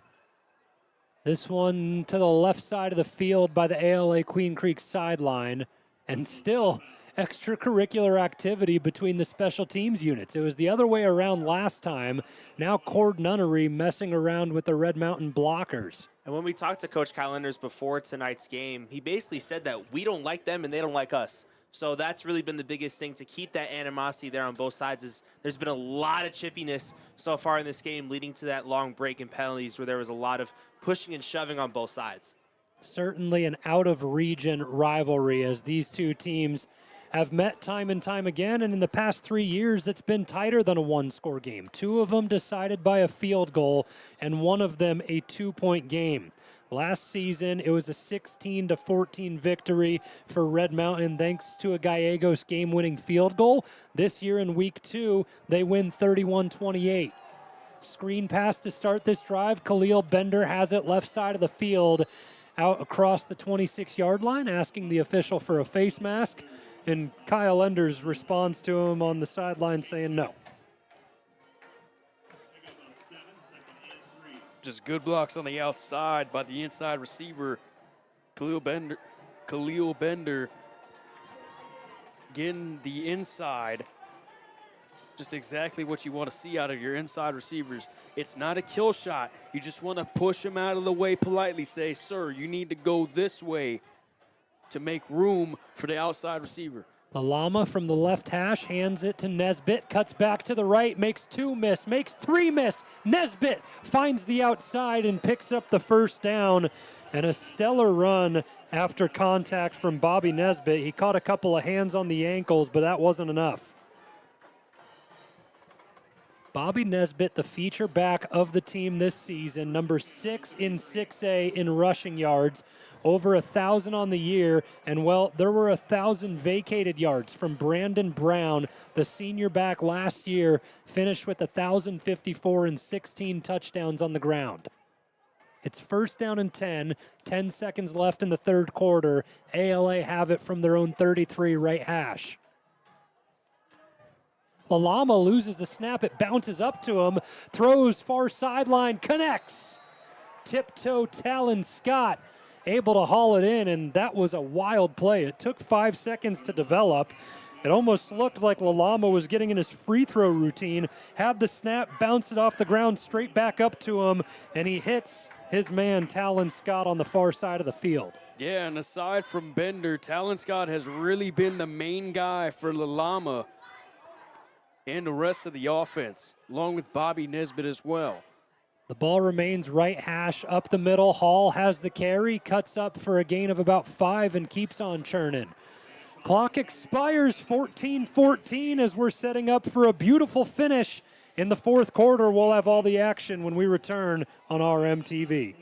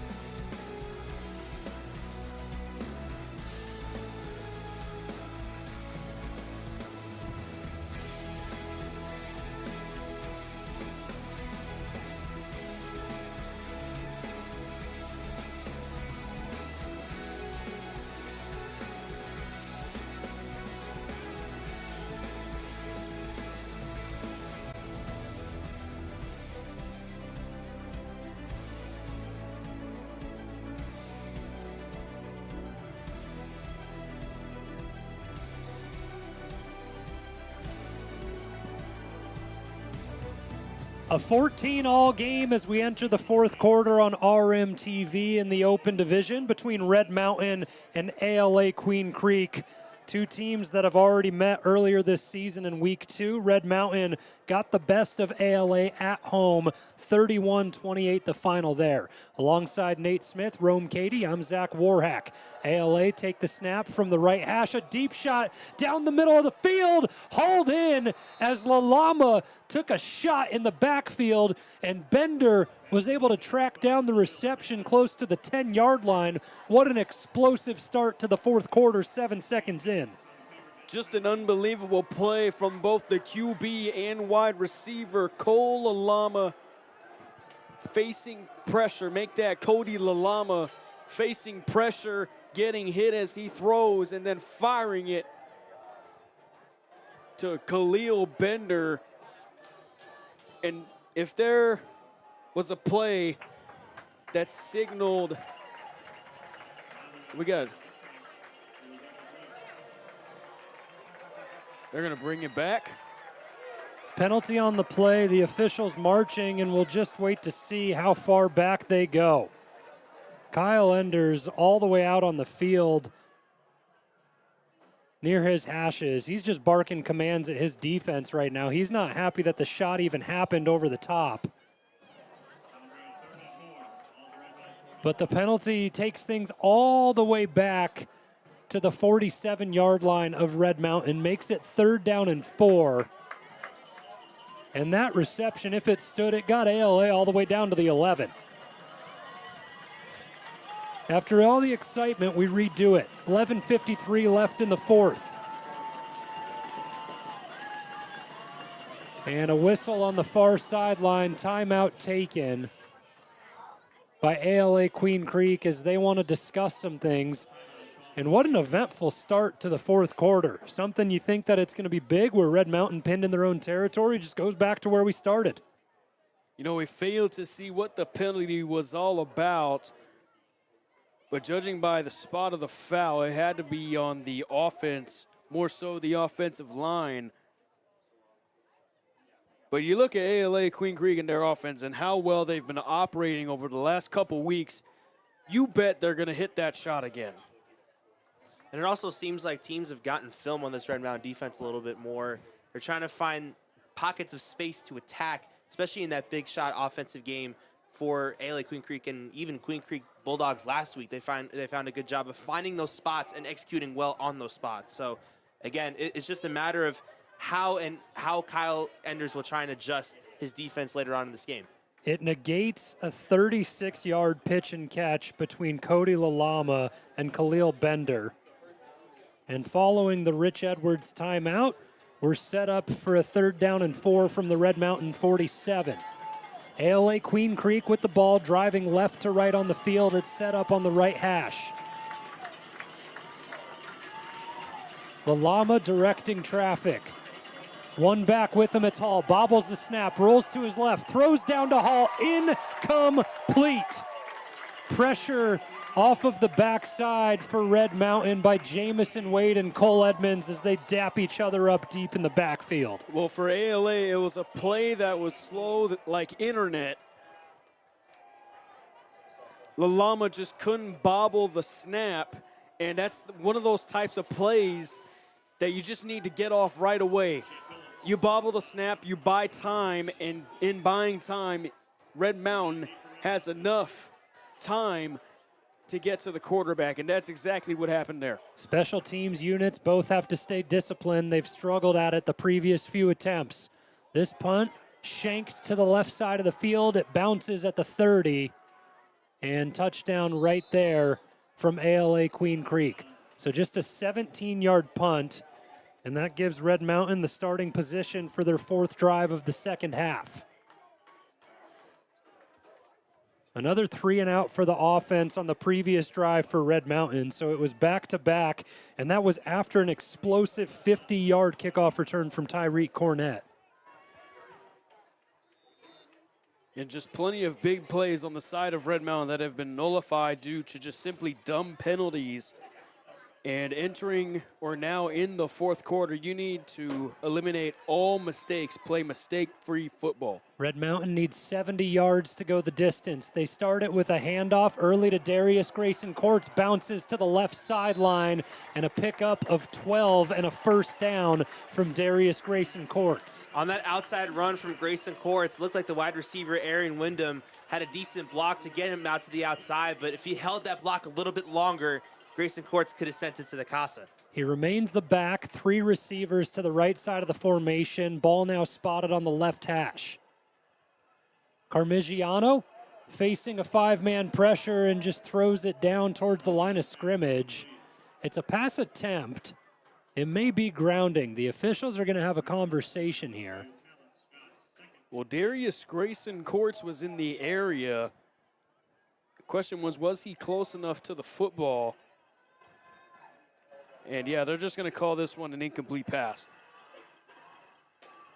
2nd down and 10 from the Red Mountain 42. Carmigiano out of the gun. Arian Wyndham, left side, but the handoff goes and it's swallowed up right away. Pressure comes in from Nash Cahoon out of the linebacking core for ALA Queen Creek. and their front seven have been playing really stellar tonight. Haven't given anything up too deep. Both of the Red Mountain touchdowns have come from inside the red zone. A 9-yard rushing touchdown, and then the previous one was a 12-yard receiving touchdown. Third down and 12, 1 minute gone in the fourth quarter on RMTV. Carmigiano fires over the middle and connects. This run is going to go the distance. 60 yards all the way to the casa. Touchdown, King Robinson. All hail King Robinson. It was a money post. Make that a money post, and King Robinson takes it all the way to the house, and Red Mountain's offense is gaining momentum. We say this time and time again, this offensive coordinator, Brian McDaniel, drawing up crazy plays out of his back pocket, doing a great job of running that RPO that sends King Robinson on a just great run there, slicing right through that secondary and getting into the end zone. Great use of his speed there. Pitzer remains perfect on the extra point, and it's a 21-14 lead for Red Mountain thanks to a 60-yard pitch and catch between Dominic Carmigiano and King Robinson.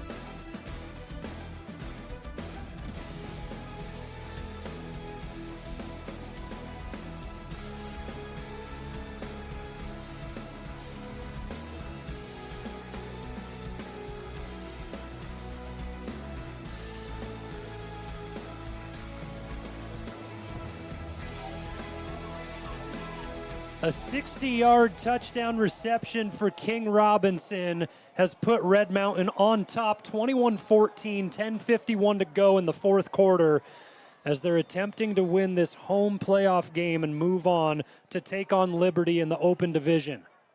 Line drive kick from Pitzer bounces up and goes through the end zone. Nash Proctor let it slide, and the explosive play has been there since Dominic Carmigiano took over at quarterback. An 80-yard touchdown to Jaden Wyndham last week, 60 yards to King Robinson tonight. Yeah, and that was really a great shot from Carmigiano right in the teeth of the defense. Found a gap in there, and King Robinson does the rest with his feet. And, man, we could talk about Arion Wyndham, Jaden Wyndham, Jay Williams, who hasn't made much of an impact this game, but King Robinson was made as a deep threat wide receiver. It's the inverse of a game from last week for Red Mountain, where their defense were doing everything they could to give the offense an opportunity to go win the game against Queen Creek. Now the offense putting 21 up on the board need a response from the defense. They've been good tonight, forcing 2 turnovers already. Hall on first down as the carry left side and forced out of bounds by Cornett. He stayed on his feet, tried to get back inbounds, but Cornett puts him out after a gain of 7.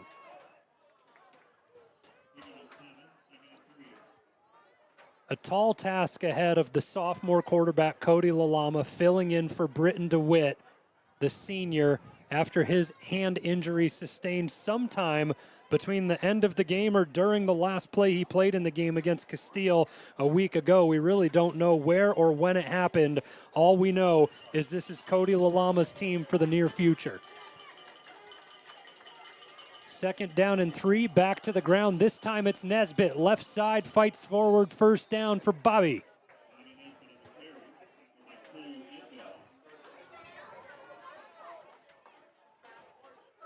The Red Mountain defense in the run game have stayed disciplined and haven't given up that explosive shot yet.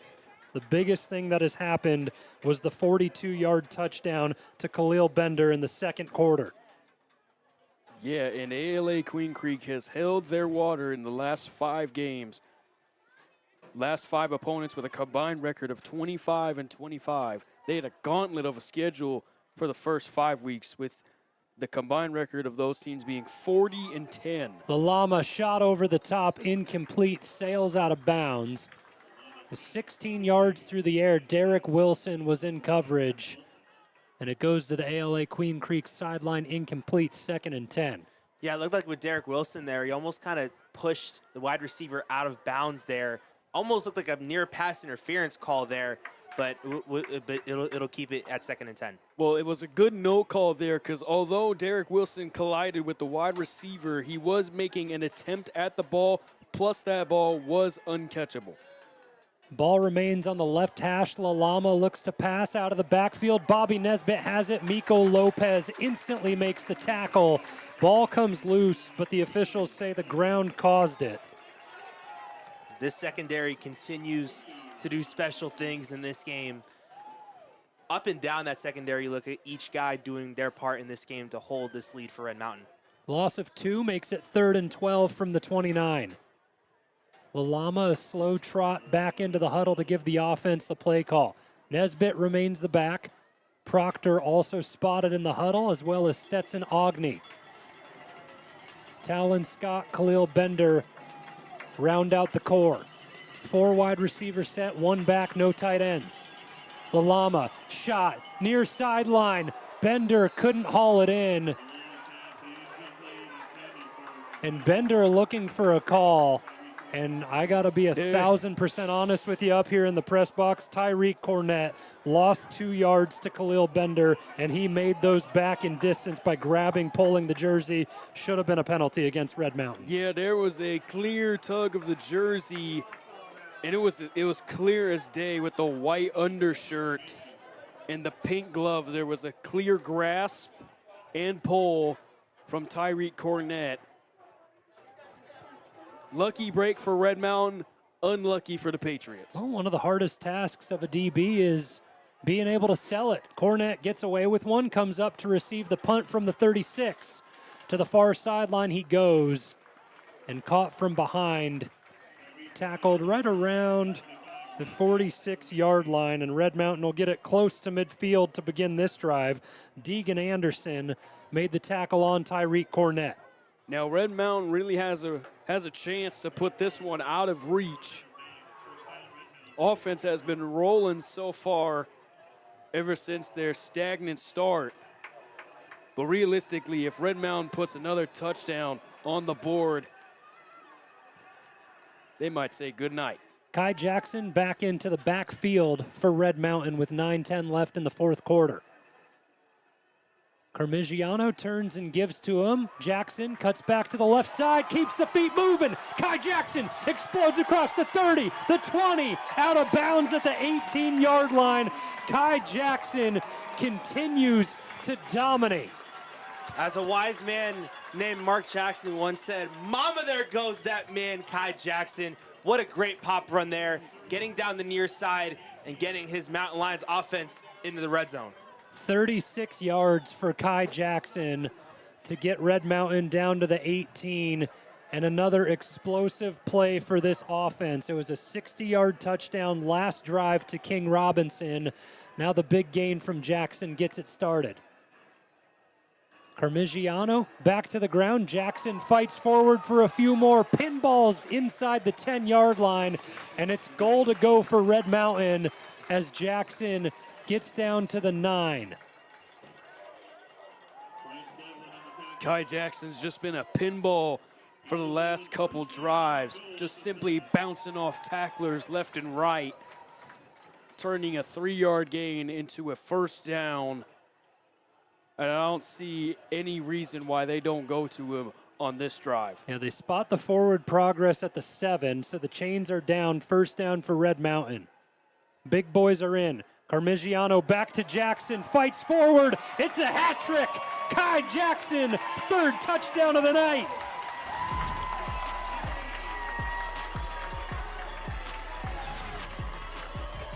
Kai Jackson yet again finding his nose for the end zone. I guess he just likes being in the dirty paint. Loves to be in there. He's kind of living in there, making his own house right there right now. Doing a great job of really just getting past that offensive line. And like I said before, Kyle Enders has always talked about this offensive line providing holes for guys like Kai Jackson to run through, and they've done a great job so far in this game. It is truly one of the most underrated position groups in all of football. The offensive line getting up there, doing the dirty work in the paint, making everybody look pretty. That's touchdown number 14 on the season for Kai Jackson, and Red Mountain take a 14-point lead. 28-14, 8:29 left in the fourth on RMTV.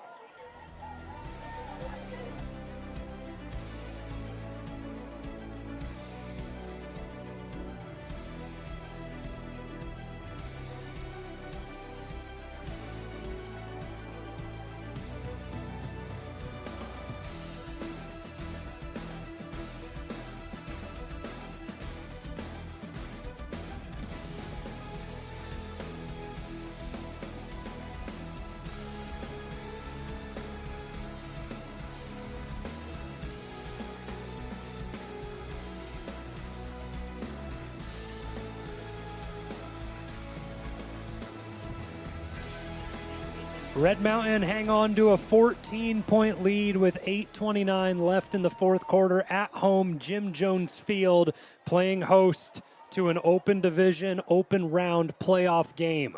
Pitzer with the ensuing kickoff, fielded at the 3 by number 3. Nash Proctor cuts to the left side, back up the middle, but the Red Mountain special teams unit stays strong, and he's brought down at the 20. Penalty flag on the field on the kickoff return. And the Red Mountain defense have only given up 14 tonight. They were both semi-big plays that went deep. The first one to Khalil Bender, the second one to Nash Proctor for 28 yards.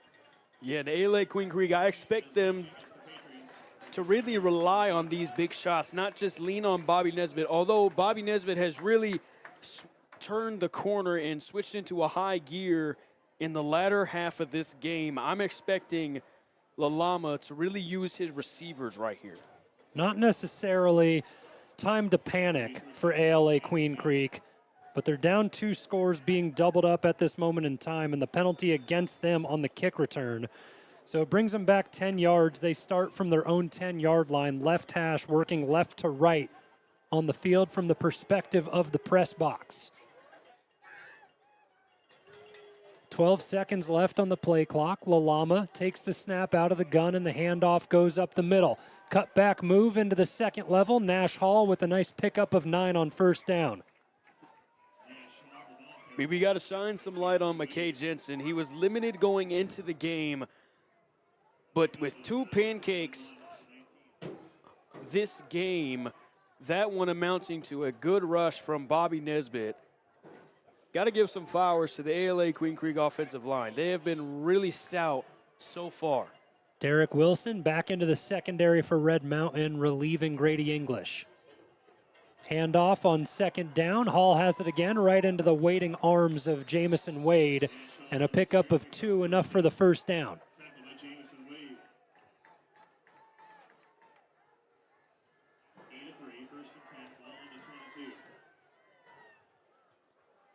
So for this drive to be as successful as it can, ALA are going to need to go 90 yards. They've already eclipsed 11. 7:25 left in the fourth quarter. Alongside Nate Smith, Rome Cady, I'm Zach Warhack. The ball remains on the left hash for ALA and a fresh set of downs. Talon Scott motions to the interior of the line.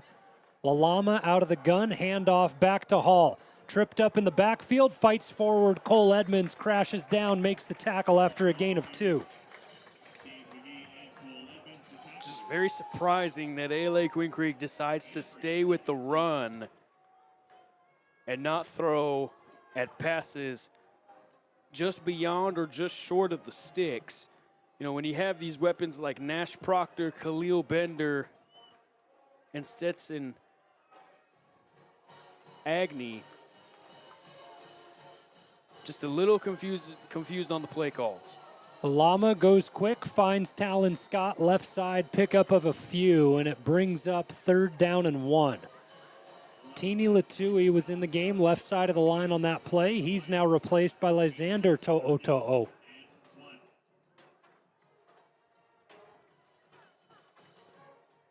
The Red Mountain defense being sorted out by head coach Kyle Enders and his right-hand man, linebackers coach JP. Down on the sideline, putting in the calls. Ball at the 31-yard line for ALA. They just need a yard. It's been a heavy dose of the ground, and they go back to it. Stutter step in the backfield. Hall churning forward, spins out of a tackle, and gets to the 35-yard line. Another first down for the ALA Queen Creek running game.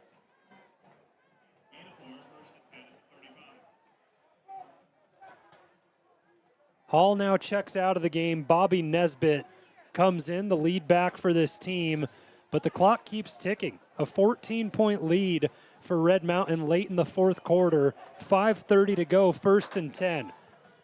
The ball has stayed on the left hash nearly this entire drive that began at the 10 for ALA. Play action. Lalama steps up in the pocket, tries to take off, picks up a couple. Gain of 3 on the scramble. Leonidas To'o credited with the tackle. It's a very interesting offensive game plan here at this stage in the game, just over 5 minutes left in the fourth quarter.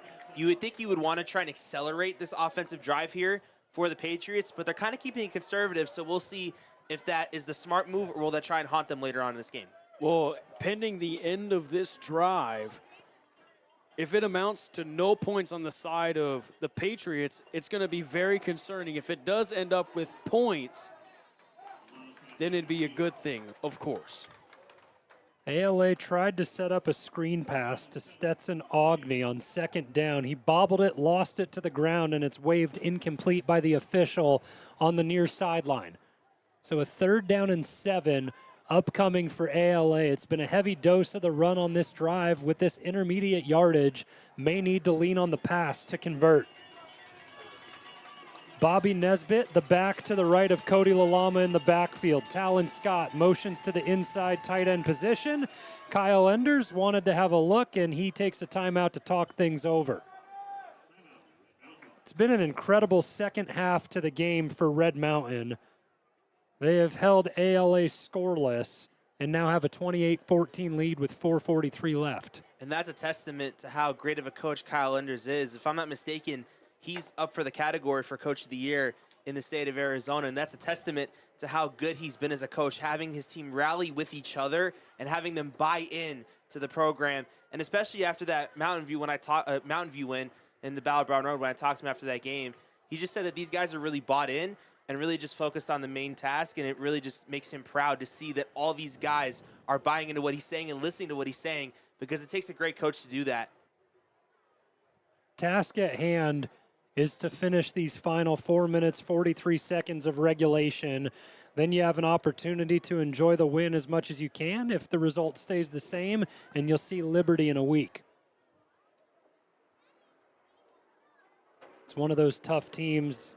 Open division is just real top heavy. Anyone has a chance, but I mean, you talk about those 4, Hamilton, Basha, Liberty, Chandler, they are dominant throughout the state of Arizona. Yeah, and even when Hamilton and Basha have a backup quarterback, you look at the rest of the talent that's on their teams, their defense is stout. They got the offensive weapons to prove it. And even with one player goes missing, they still have a chance at winning. Deep shot, taken one-handed snag from Nash Proctor to haul it in at the Red Mountain 22 with a flag. An amazing circus catch from Nash Proctor. The best way that I can describe it, it looked pretty darn close to Odell Beckham Jr. against Dallas, reaching back and having to stick him on the fingers while being taken down by a penalty in the secondary, and the reception will stand. Odell Beckham Jr. style, and a little bit of Julian Edelman in that 28-3 Super Bowl against the Falcons. I mean, that is just one of the greatest catches I have ever seen, and it's unfortunate that we don't have it on video. I mean, Nash Proctor had to go through 3 guys just to try and reach it just with his one hand, to keep it on his fingertips, just to grab it. Unbelievable play from Nash Proctor. I don't think we understand how hard it is to catch a ball contested, and still grab it with one hand. With 3 people surrounding you. Unbelievable. Incredible. The ball brought down to the 12-yard line following a penalty on the play from Red Mountain, assessed and giving a little extra yardage to ALA. And with 4:24 left in the fourth, we still have a ball game on our hands if they can punch it in. Empty set for Lalama. 5 wide receivers in the pattern. Bender motions into the slot. Lalama looks for the fade ball and just overthrows Talon Scott. He was open on the far side of the field. Yeah, this is going to be a huge red zone stand for Red Mountain. If they hold up here, they're on the path to liberty on the side of ALA Queen Creek. Their offense has looked very strong. It's just a matter of finishing drives. And Red Mountain, they got that 12th defender back there. They got the 12th defender, that being the end zone, the back line, so to speak. Everything condenses. The ball has lived on the left hash for this drive, and it stays there. Handoff to Nesbitt. He cuts back to the right. Bobby Nesbitt down towards the 6-yard line, and a group of Red Mountain tacklers meet him. Cole Edmonds and Jamison Wade headline that front. The ball came out on that play as well from Nesbitt, but the play was called dead anyway, so kind of a null gain there.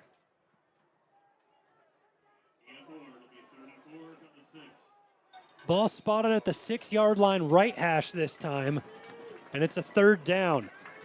Chunk some yardage with the running game. The offensive line has been playing well for ALA. A sophomore and 2 juniors in that bunch. 5 wide, Nesbitt motions out of the backfield to the left. Lalama throws quick over the middle, caught, and it's a touchdown. Stetson Ogni with a 6-yard pitch and catch to make it a 7-point game pending the extra point. You know, I was getting a little worried on the far side. There were 3 Patriot wide receivers on that end, and there were only 2 DBs there to cover it. Now, whether a linebacker was supposed to come out to that side and help assist with the coverage, up for debate. But Red Mountain let one through. Grady English in pursuit. He almost had an interception, and had he got an interception there, he is taking it to the house. Extra point up and through makes it a 7-point game, and we could have had a result at this point where either team could have been up 80-0, and we know it comes down to 1 score between these two. Every single time these 2 squads meet up, it is a 1-score game. Red Mountain have an opportunity to seal the deal, up by 7, 3:18 left, ready to receive the kickoff following the Ogni touchdown. It's clear that both teams seem to love the theatrics, if you will, fellas, in terms of how they're able to play these games. They match their physicality so well. They're evenly matched on both sides of the ball, frankly, making this an always contested matchup on both sides of things. And when you look at this Red Mountain offense, what I want to see them do is try and be conservative, take care of the ball. We talked to many coaches on this Red Mountain staff before this game. The biggest thing they talked about in this week's practice was take care of the ball and do not drop it, whatever you do. The hands team is out on the special teams unit for Red Mountain, anticipating an onside kick. The deepest man is Darius Grayson Courts at the 25-yard line, and flags fly all over. So the onside attempt went about 4 yards, and there were flags on pre-motion from the ALA side.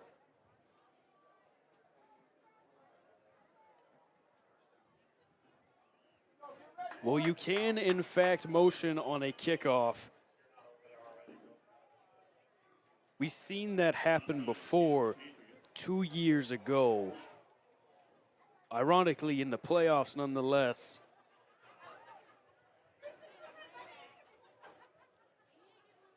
And Patriots going back to their sideline. Yeah, I think this is something we saw last week, actually, with attempted onside kick from Chase Pitzer against Queen Creek. And what ended up happening there was a penalty, and then following that, they were able to redo it again from a little bit deeper back.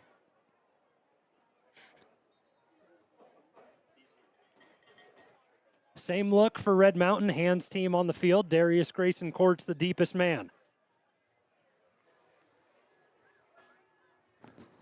A lot of motion from ALA on the previous attempt. And it's best on best. On the left side of the formation for Red Mountain, Vinny Coffey, Jay Williams, King Robinson, Arian Wyndham. And then you got the Brutes on the right side. Jaden Wyndham, Jamison Wade, Cole Edmonds up the middle. Tyreek Cornett furthest back on the right side for Red Mountain. Nash Hall is up towards the area to take the kickoff, as well as Gus Gutierrez. Gutierrez gives it a poke this time, and Red Mountain don't even get a hand on the ball. ALA recover. It's brought in, and it looked like it happened 8 yards deep from Lincoln Riggs, and the official's going to have a discussion. It looked like that ball was received about 8 or 9 yards after being kicked, and Riggs fell forward. It needs to go 10. So this should be an illegal touch in Red Mountain ball, and that's the signal we get from the officials. They call it a game of inches. It was really a game of a yard there, as he gets it a yard early. Yeah, and it was plagued by ironically a pre-kick penalty. And it's just a beautiful onside kick by ALA. Just unfortunately squandered by the penalty. So Red Mountain start the drive left hash from the ALA 44-yard line, and the big boys are in. Wyndham, the tight end, left side. Coffee is the back. Coffee gets the call and the carry and spits out for a gain of a couple. It's really the first time we've called his name all night, so we'll see if he can just try and take care of the ball and try and ensure this Red Mountain victory here with over 3 minutes left. Injury timeout down on the field. Cade Rollins, the player, on a knee. Kai Jackson back into the game, and I think, it could be a little bit of gamesmanship right here. I never want to knock an injury or play something short, but clock management, 3:06 left, ever so important. Down counts, doesn't force you to take a timeout, and Cade Rollins pops back up to his feet and now will head out towards the sideline. Yeah, and he's one of the key components of the ALA Queen Creek defense that's just been so stingy, especially in the last 5 games. And you hate to see a player of that caliber walk off the field hobbled and injured. Second down and 8 now for Red Mountain in ALA territory. Clock winds at the whistle of the official, and a full play clock for Carmigiano and company. Carmigiano takes the snap. Kai Jackson, the back, fights forward up the middle, and it just feels like when there's no room, he will find some. Out across the 40, spotted at the 38-yard line, and it brings up 3rd and 3. It's a huge snap for this Red Mountain offense. A first down puts them in great position to win this game. Well, Talon Scott also hobbling off the field injured. Spencer Rice comes in to take his spot on the line for ALA. 15 left on the play clock. Red Mountain a little bit late getting out of the huddle, scramble to the line. Carmigiano getting things sorted out with 5 seconds left on the play clock. 3, 2, gets the snap off, handoff. Jackson, right side, enough for the first and more. Kai Jackson inside the 30. The home crowd is fired up, and they know the implications of this one. It'll be the first time in school history for Red Mountain to make it to the open bracket in the final 8.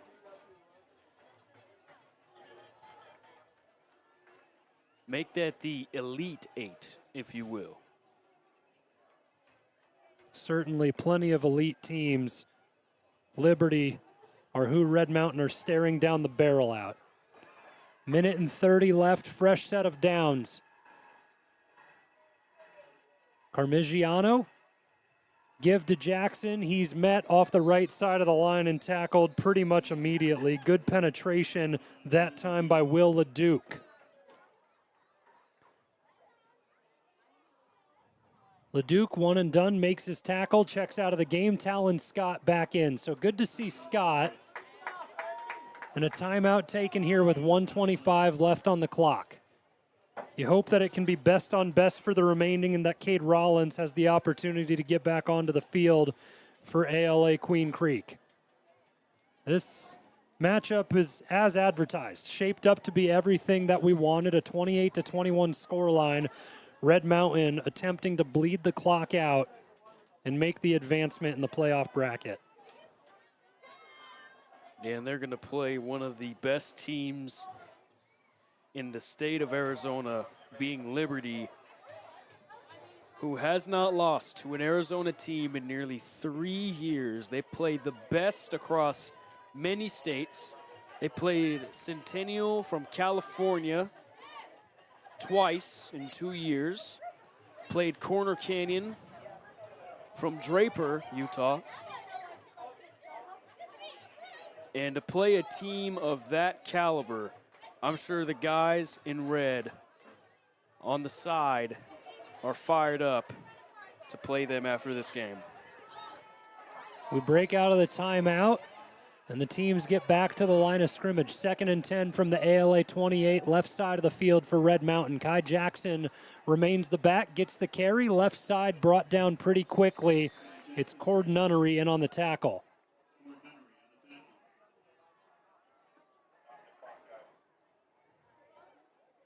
Liberty 9-1 up to this point on the season. Their only loss at Corner Canyon back in week 2 on September 5th. 45-14 was the scoreline there, but other than that, yeah, they're pretty dominant. Some big games to highlight: a 38-3 victory against Brophy, 30-14 against Centennial, and one of the squads on the field tonight in ALA Queen Creek. To see the disparity, Red Mountain up 28-21 right now. Well, they took them down 48-7 on that 5-loss streak that ALA went on to start the year. There's just a lot of fuel to that fire, just making that matchup all the more sweeter for Red Mountain.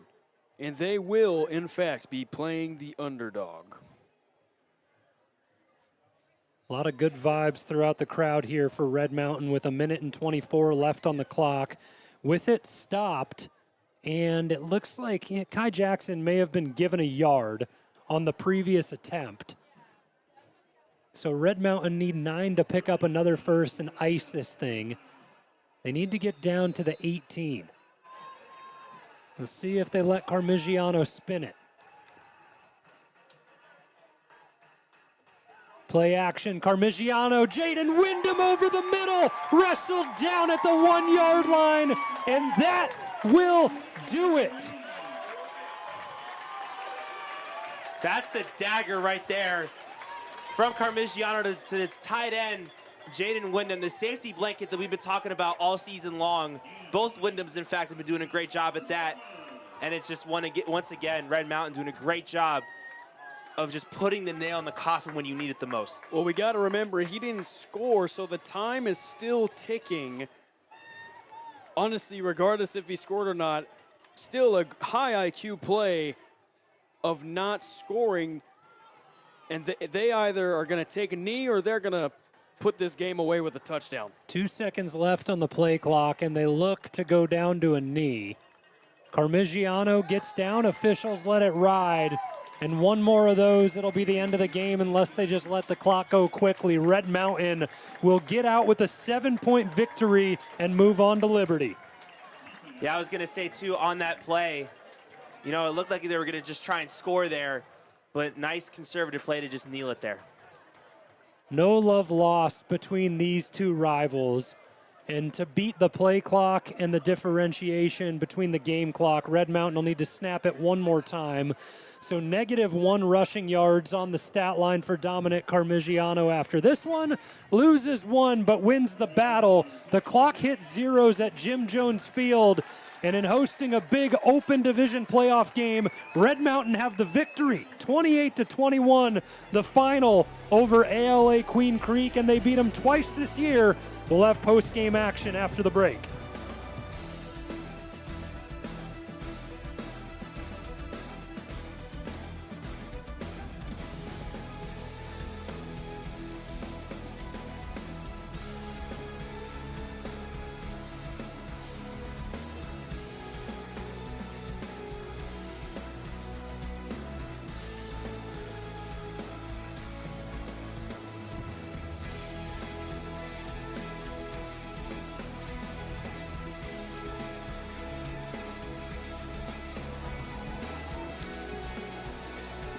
28-21 victory for Red Mountain at Jim Jones Field to move on in the open division, and they will be facing Liberty next week. And what a statement performance from this squad. Red Mountain really got it done in all three phases of the game. There were players and teammates and coaches who all had to be called upon for the responsibility. The headliner, Kai Jackson, with a hat trick, 3 touchdowns on the evening, 2 on the ground, 1 through the air. A big-time game for him.